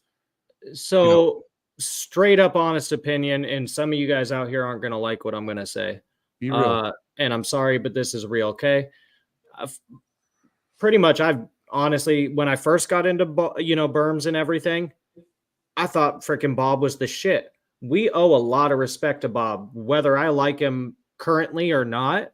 We all owe a lot of respect to Bob. He was the first person to breed albinos in the States, bring him in. He was the one, he had true leucistic berms back in the day. You know, he's done a lot of stuff for the big snake community, especially with the berms. Okay. But the more I really got into berms, he went from an OG to OGs. I don't know if you get my term. I get it, like, oh geez, like oh geez, bro. You know what I'm saying? And that's how I've known it. And this isn't anything against, you know, Xavier, the one you had on, right? Yeah. I believe that was his name. Yeah, Xavier. Xavier seems like he's, you know, a really good young man. He's doing his freaking best with Bob's facility. He's making some changes. It seems like things are on a much different level there now. I've heard from some personal friends that Bob has a really clean facility. But on the exact same line, I've also had personal friends of mine in the past who got snakes from Bob that had mites. I've also had personal friends who've talked to Bob and said all he cares about anymore is the money, and have screenshots of this stuff. And you know what? Maybe Bob was in a bad mood. Maybe they approached him the wrong way. We all get mites at some point or another if you're doing this long enough and you have a big enough collection, okay? So yes. I'm not going to make permanent judgments based on that. What I can say is Bob is definitely an OG. We definitely owe him respect.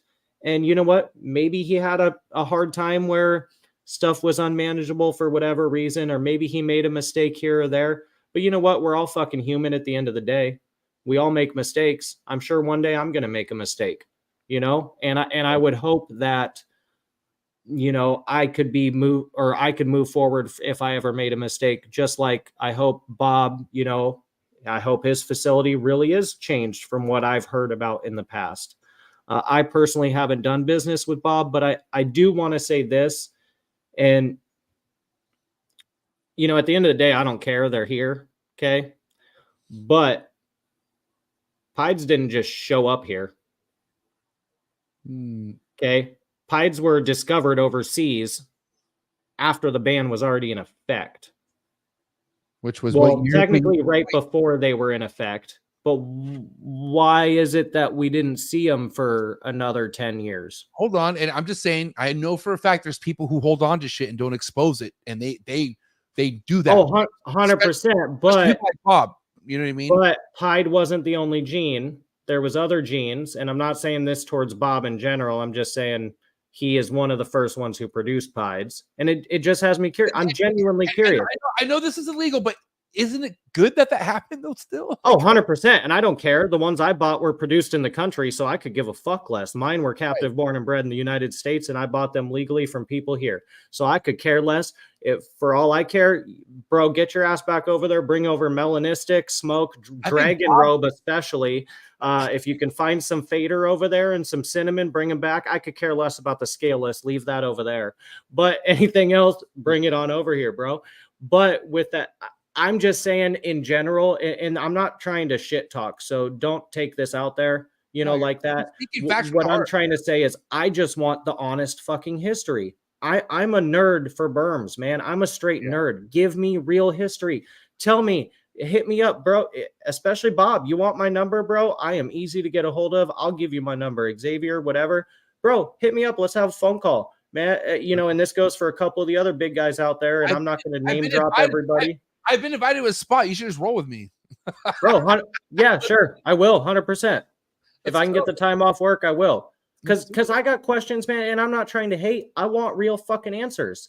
Yeah. I'm trying to track down the history of these burn morphs. Why, one of the things I did, and a lot of this was due to Jackie. So shout out to my homie Jackie. She did some amazing work on the history of Burms, but we're still missing a giant chunk of the history of Burms. A giant chunk. Where were P.H.A.Ts first found in the wild? When did they really first get here into the country? And this is what I was getting at. I'm not trying to say he did anything illegal or whatever. Maybe he did, maybe he didn't. Maybe somebody else did and he just got them. I don't know. I don't fucking care. They're here. I got them. That's all I care about, right? At the end of the day, granted, I hope it was all kosher and whatnot because, I don't want any more freaking legislation against what we do. But what I'm saying is I'm a nerd for this shit, man. I want the history. Where were P.H.A.Ts first found in the wild? Where were champagnes first found in the wild? What about smoke? What about fader? What about cinnamon? What about all these other traits that we still don't have over here and stuff? And some of the ones we do. What about butterscotch, which is apparently here in the States? Maybe, maybe not. Who knows anymore? But the only true Python bivitatus progshi, or the dwarf subspecies of Burmese, where was that morph first found and when? That's the shit I want to know, man. I'm a freaking nerd for this shit. I want to know the whole history of all these animals. But dude, you realize, bro, like let's say we were 40 years older. Okay, let's put ourselves 40 years from now. And we have guys our age now on a podcast, and they're demanding some information from us. You think, honestly, bro, Dillon, you're like, get the fuck away from me, you little fucking prick. I'm just saying, I get it. And I know we're in a time where information, it should be easy to access, right? Because we're social media, like it should be easy. But I just think, and I'm not saying on a scale of don't give a fuck on all around, but I'm saying Bob and these OGs, like they just don't give a fuck, bro. And I'm not saying about, I'm just saying about people who want stuff from them. Like I was happy to have him on the show, but he didn't have to come on my show. He doesn't he doesn't give a like. I'm just saying the guy is so many generations ahead of us in this, and mind you, he's a pioneer. He's fucking. I'm surprised he even wants to even be in human in contact. Like I'm surprised he still goes to shows. And I will tell you, man. More importantly, like we should work on getting closer to Xavier, because Xavier is the one taking over. Like at this point, he's the new face of Bob Clark Reptiles, and he's super proud of it. So yeah, I think. And hey, like I said, dude, I can't make any personal judgment. All I know is from what I've been told from people that I trust. Right. So as far as I'm concerned, I would like to meet him and form my own opinion. It's the same thing I do with everybody. Somebody could come to me and shit talk you. I don't give a shit until I meet you and I make my own opinion. That's what I care about. I can take it and say, hey, maybe this is true. Maybe this isn't true. And I'm just using us as an example, right? But like it could be anybody. I don't fuck care. But until I meet you myself, I want to form my own opinion. And that's how I feel about Bob. I respect what he did in the past. After listening to Xavier and him on your show, you know, I respect what they said during the show. I really do. I think from what I heard, it sounds like everything's on the up and up. It sounds like everything's kosher there. You know, they're just doing what they love, which is awesome. I would love to see some freaking more prog shy from you, Bob. You know, hook a brother up. I need a pair of prog shy and pure stuff, not this 50% bullshit that everybody's out there breeding. I need some pure prog shy. Hook your boy up, man. You know, and I got personal friends who love Bob, and I have personal friends who hate Bob. So it's kind of, for me, I'm on the fence. I'm like, you know, I can have friends who hate each other. I don't care. Let me form my own opinion about you. And that's where I'm at with Bob. And I can't really do that until I meet him in person. And I can really say, hey, this isn't no bullshit social media or, you know, business act online. Let's shake hands, hug it out, hang out. I don't drink, but you can have a drink. I'll have a smoke, whatever. You know what I mean? And let's talk. Let's bullshit. I'm just a nerd for these berms, man. I want to learn everything I can about them. I want to learn the history. I want to learn where stuff was found, when it was brought in, who brought it in, when it was brought in, when we first bred it, when the first combos were made. You know, you got World of Ball Pythons, right? Which shows like, oh, frickin' Justin made the first Pompeii in whatever year, right? We don't got that for berms. So if it's not for nerds like me nerding out on this shit and trying to realize, hey, when was the first this hatched? When was the first this hatched? Then this is knowledge that will be lost forever and nobody will know it. And let's be real, I don't see many other berm guys out there even nerding out the way I do on this stuff. There's a couple, but there's not many of us who nerd out the way I do on this shit, man.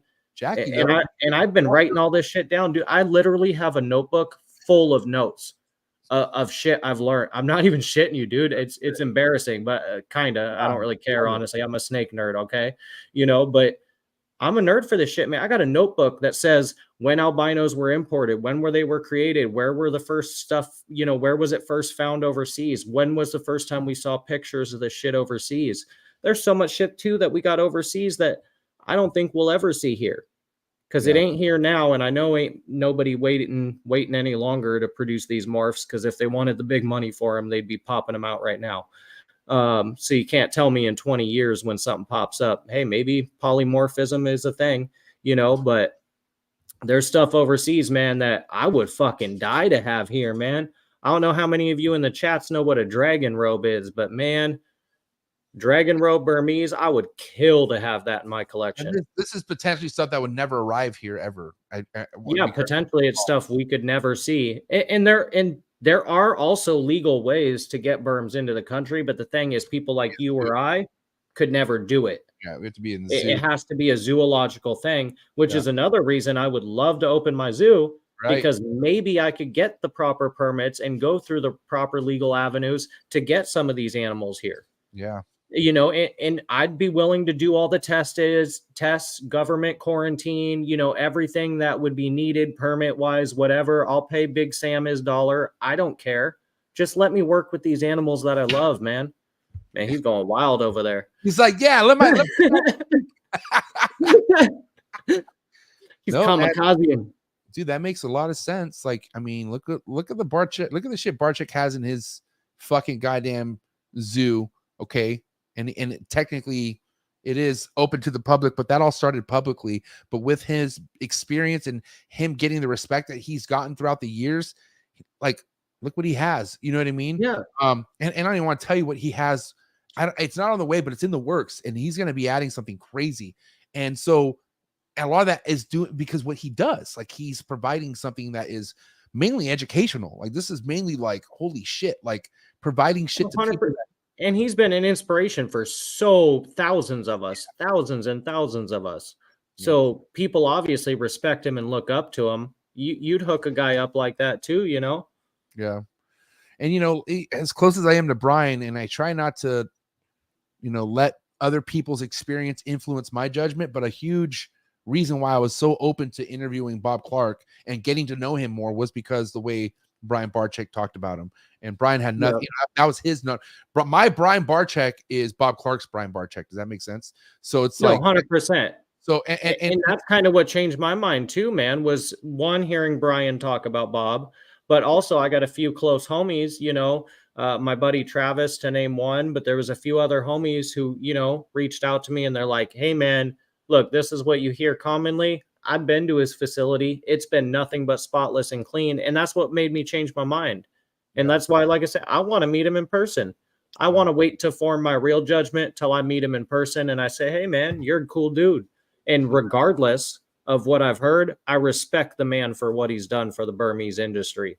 I think someone like you meeting would have a big impact, because obviously you would share that experience and you would talk about it and pass it along. And that's why. I'd be 100% with him. I'd tell him exactly what I've heard and ask him his opinion. I don't have shit to hide, man. I want to be real with this shit. Yeah.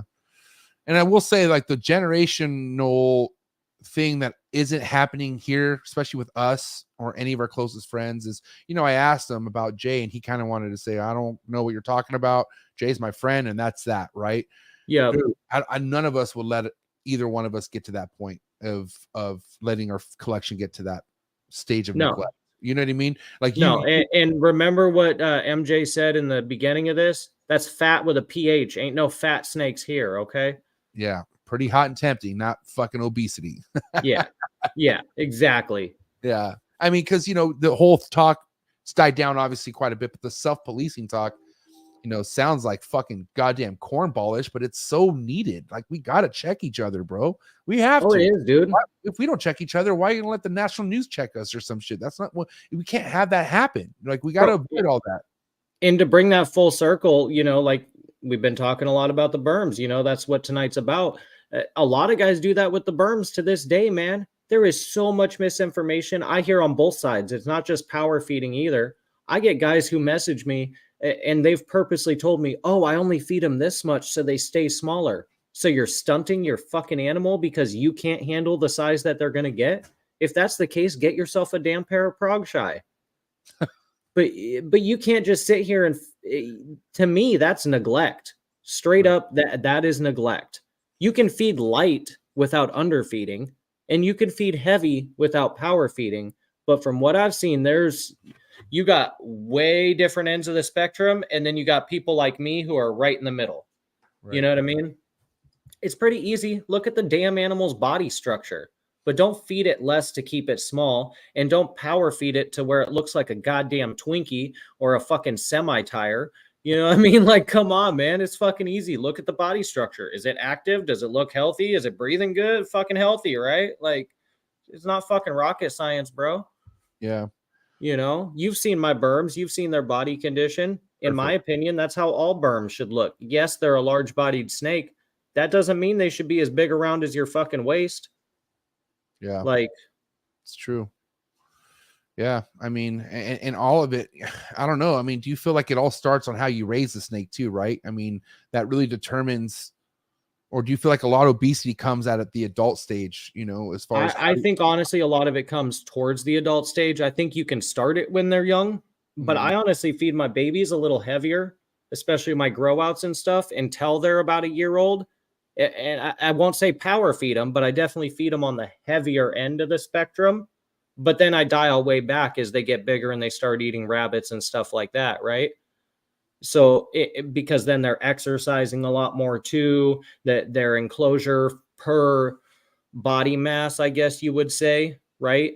It is smaller, if that makes sense. Where they're baby, right? You put them in their big 8. When I put the snakes in their 4-foot or 8-foot cages respectively, when they go into them, they're still small percentage wise compared to the enclosure size. Whereas when they're bigger, but that's why you've heard me say it, and I'll say it again here, guys.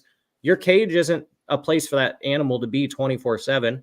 It's like your bedroom, man. Eat, sleep, fuck, whatever. But you need to bring those animals out to exercise and do their thing, And that's where I think a lot of obesity lies, is guys way feed their adults and they don't exercise them.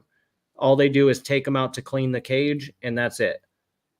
Yeah. You know, and that's honestly why a lot of the good berm guys, you know, there's some of us, Jeff fucking posts content out the ass. I try to post a good amount of content, but that's why you don't see a lot of us posting 24/7.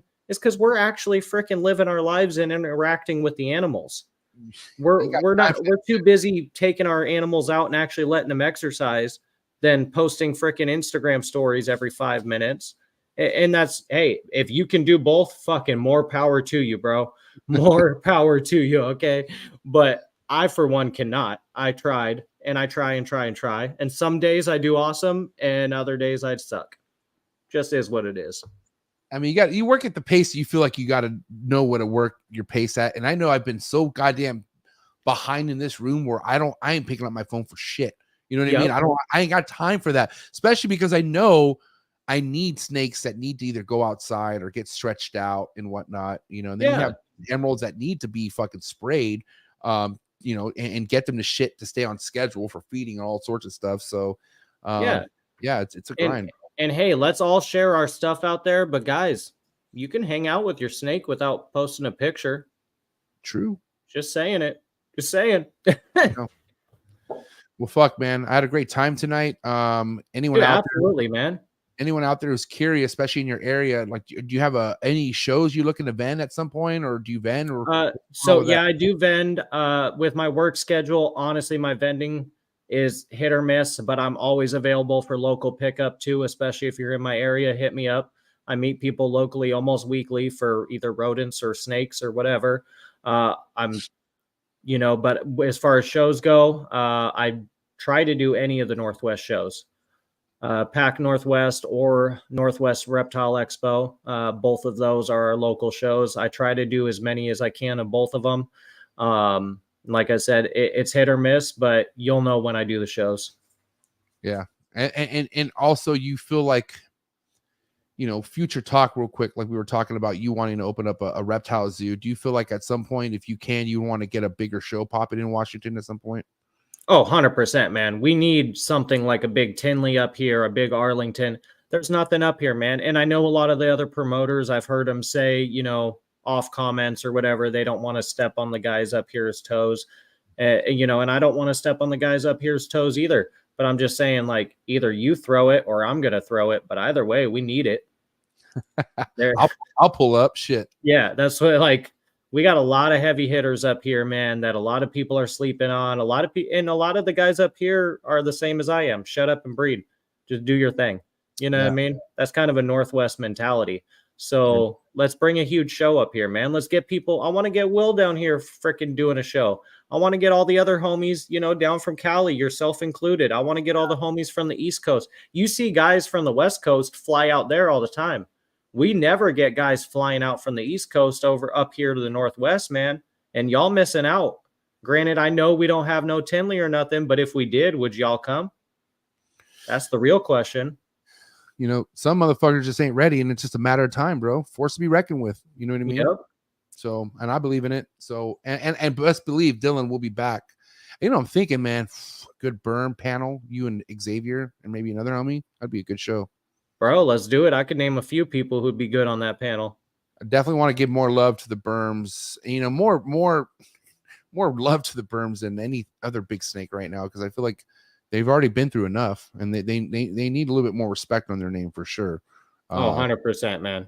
Day by day. But listen, we had just shy of 80 people tapped into your for your show. Your boy Jeff. Let's drop this another super chat. This guy, we're gonna go out to dinner, I guess, when I hang out with you, bro. But the homie Jeff, you're awesome, bro. And again, thanks for that heat, man. You know I've been waiting for that, so I'm so freaking stoked.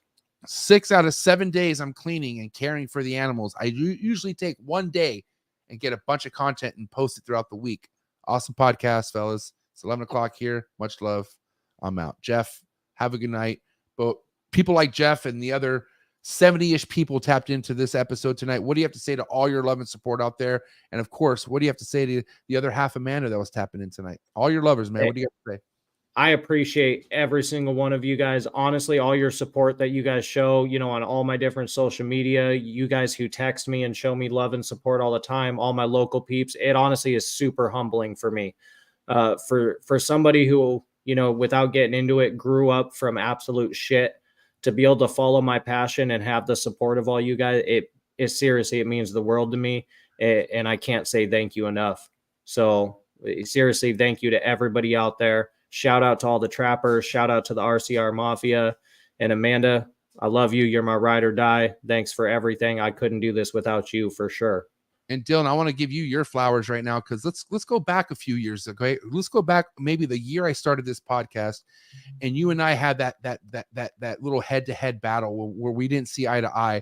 But when we fucking picked up the phone and we physically talked, and we talked for like a good 45 minutes, didn't everything change after that between you and I? Like, 100%. We were about to freaking kill each other, and then we actually hashed it out like men. All based off drama and other people talking shit. And then we never even just spoke to each other. Like, we never just picked up the phone and fucking spoke, and we did. And we have a lot of similarities, bro, you and I. Like, we had a lot. Like, I think you went a little bit deeper than I did, but still, like, we fucking had rock bottom life scenarios that kind of like gives me chills talking about it now. But after knowing that you've been through that and I've been through that, and we had that respect for each other, look where it's led to, man. And 100%, it changed. We never had to question each other ever since then, ever. You know what I mean? So, and I want to say thank you for that. Like, it's awesome to know I have someone who's been supporting me this long, like you, who's always stuck real, has been real to me, no matter what, no matter who's talking shit. Because I know you had a lot of people in your ear, as a lot of people do. Okay, people don't know. People who don't know me love to talk about me, and you had a lot of that shit going on, but you still stayed loyal, and you're a huge influence of the entire trap family, the entire Burm community, as I saw tonight. So there's your flowers, man. I'm happy for you, and you will be back. Appreciate you, man. Guarantee Dillon's gonna be back to spit some fire. But do me a favor, guys. Follow him on Instagram, D's Balls and Exotics. Also Morph Market, right? D's Balls and Exotics on Morph Market. Yep, every social media platform. Okay, please go give this guy some support. And it's a wrap for my boy Dillon, D's Balls and Exotics, Papa D's Balls and Exotics. Yeah. Hey, thank you so much, bro. I appreciate you. Have a good night. Absolutely, bro. Catch you next time. Peace. What a show. I knew it was going to be a banger. My boy Dillon don't miss, and he's very passionate. Obviously, we need more passion behind projects that are being slept on, okay? And mind you, is like I said, as I was getting all hyped up about the Burm talk in the beginning, I forgot, my God, look how Burms are being looked at as a nation, like as Americans who don't even work with snakes, don't like Burmese pythons, terrified of them because what is happening with the invasion of Burmese in Florida. And so good to have people like Dillon, people like Jeff, Jonathan, other people that I tend to not, I try not to forget, but I got a lot going on. But there are people in the Burm community who are not going to just let this shit slide, and good for them.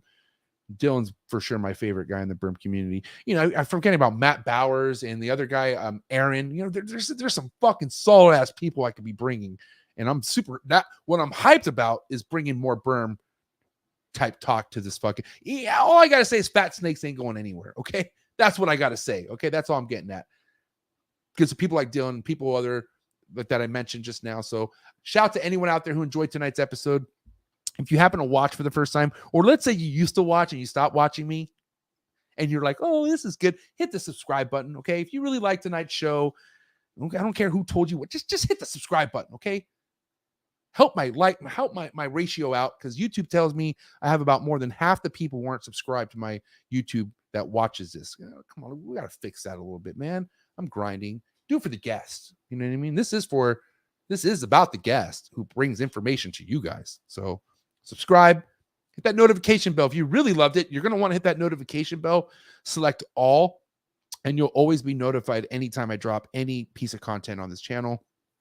I go live here 3 times a week. I don't miss. All right. Monday, Tuesday, Thursdays.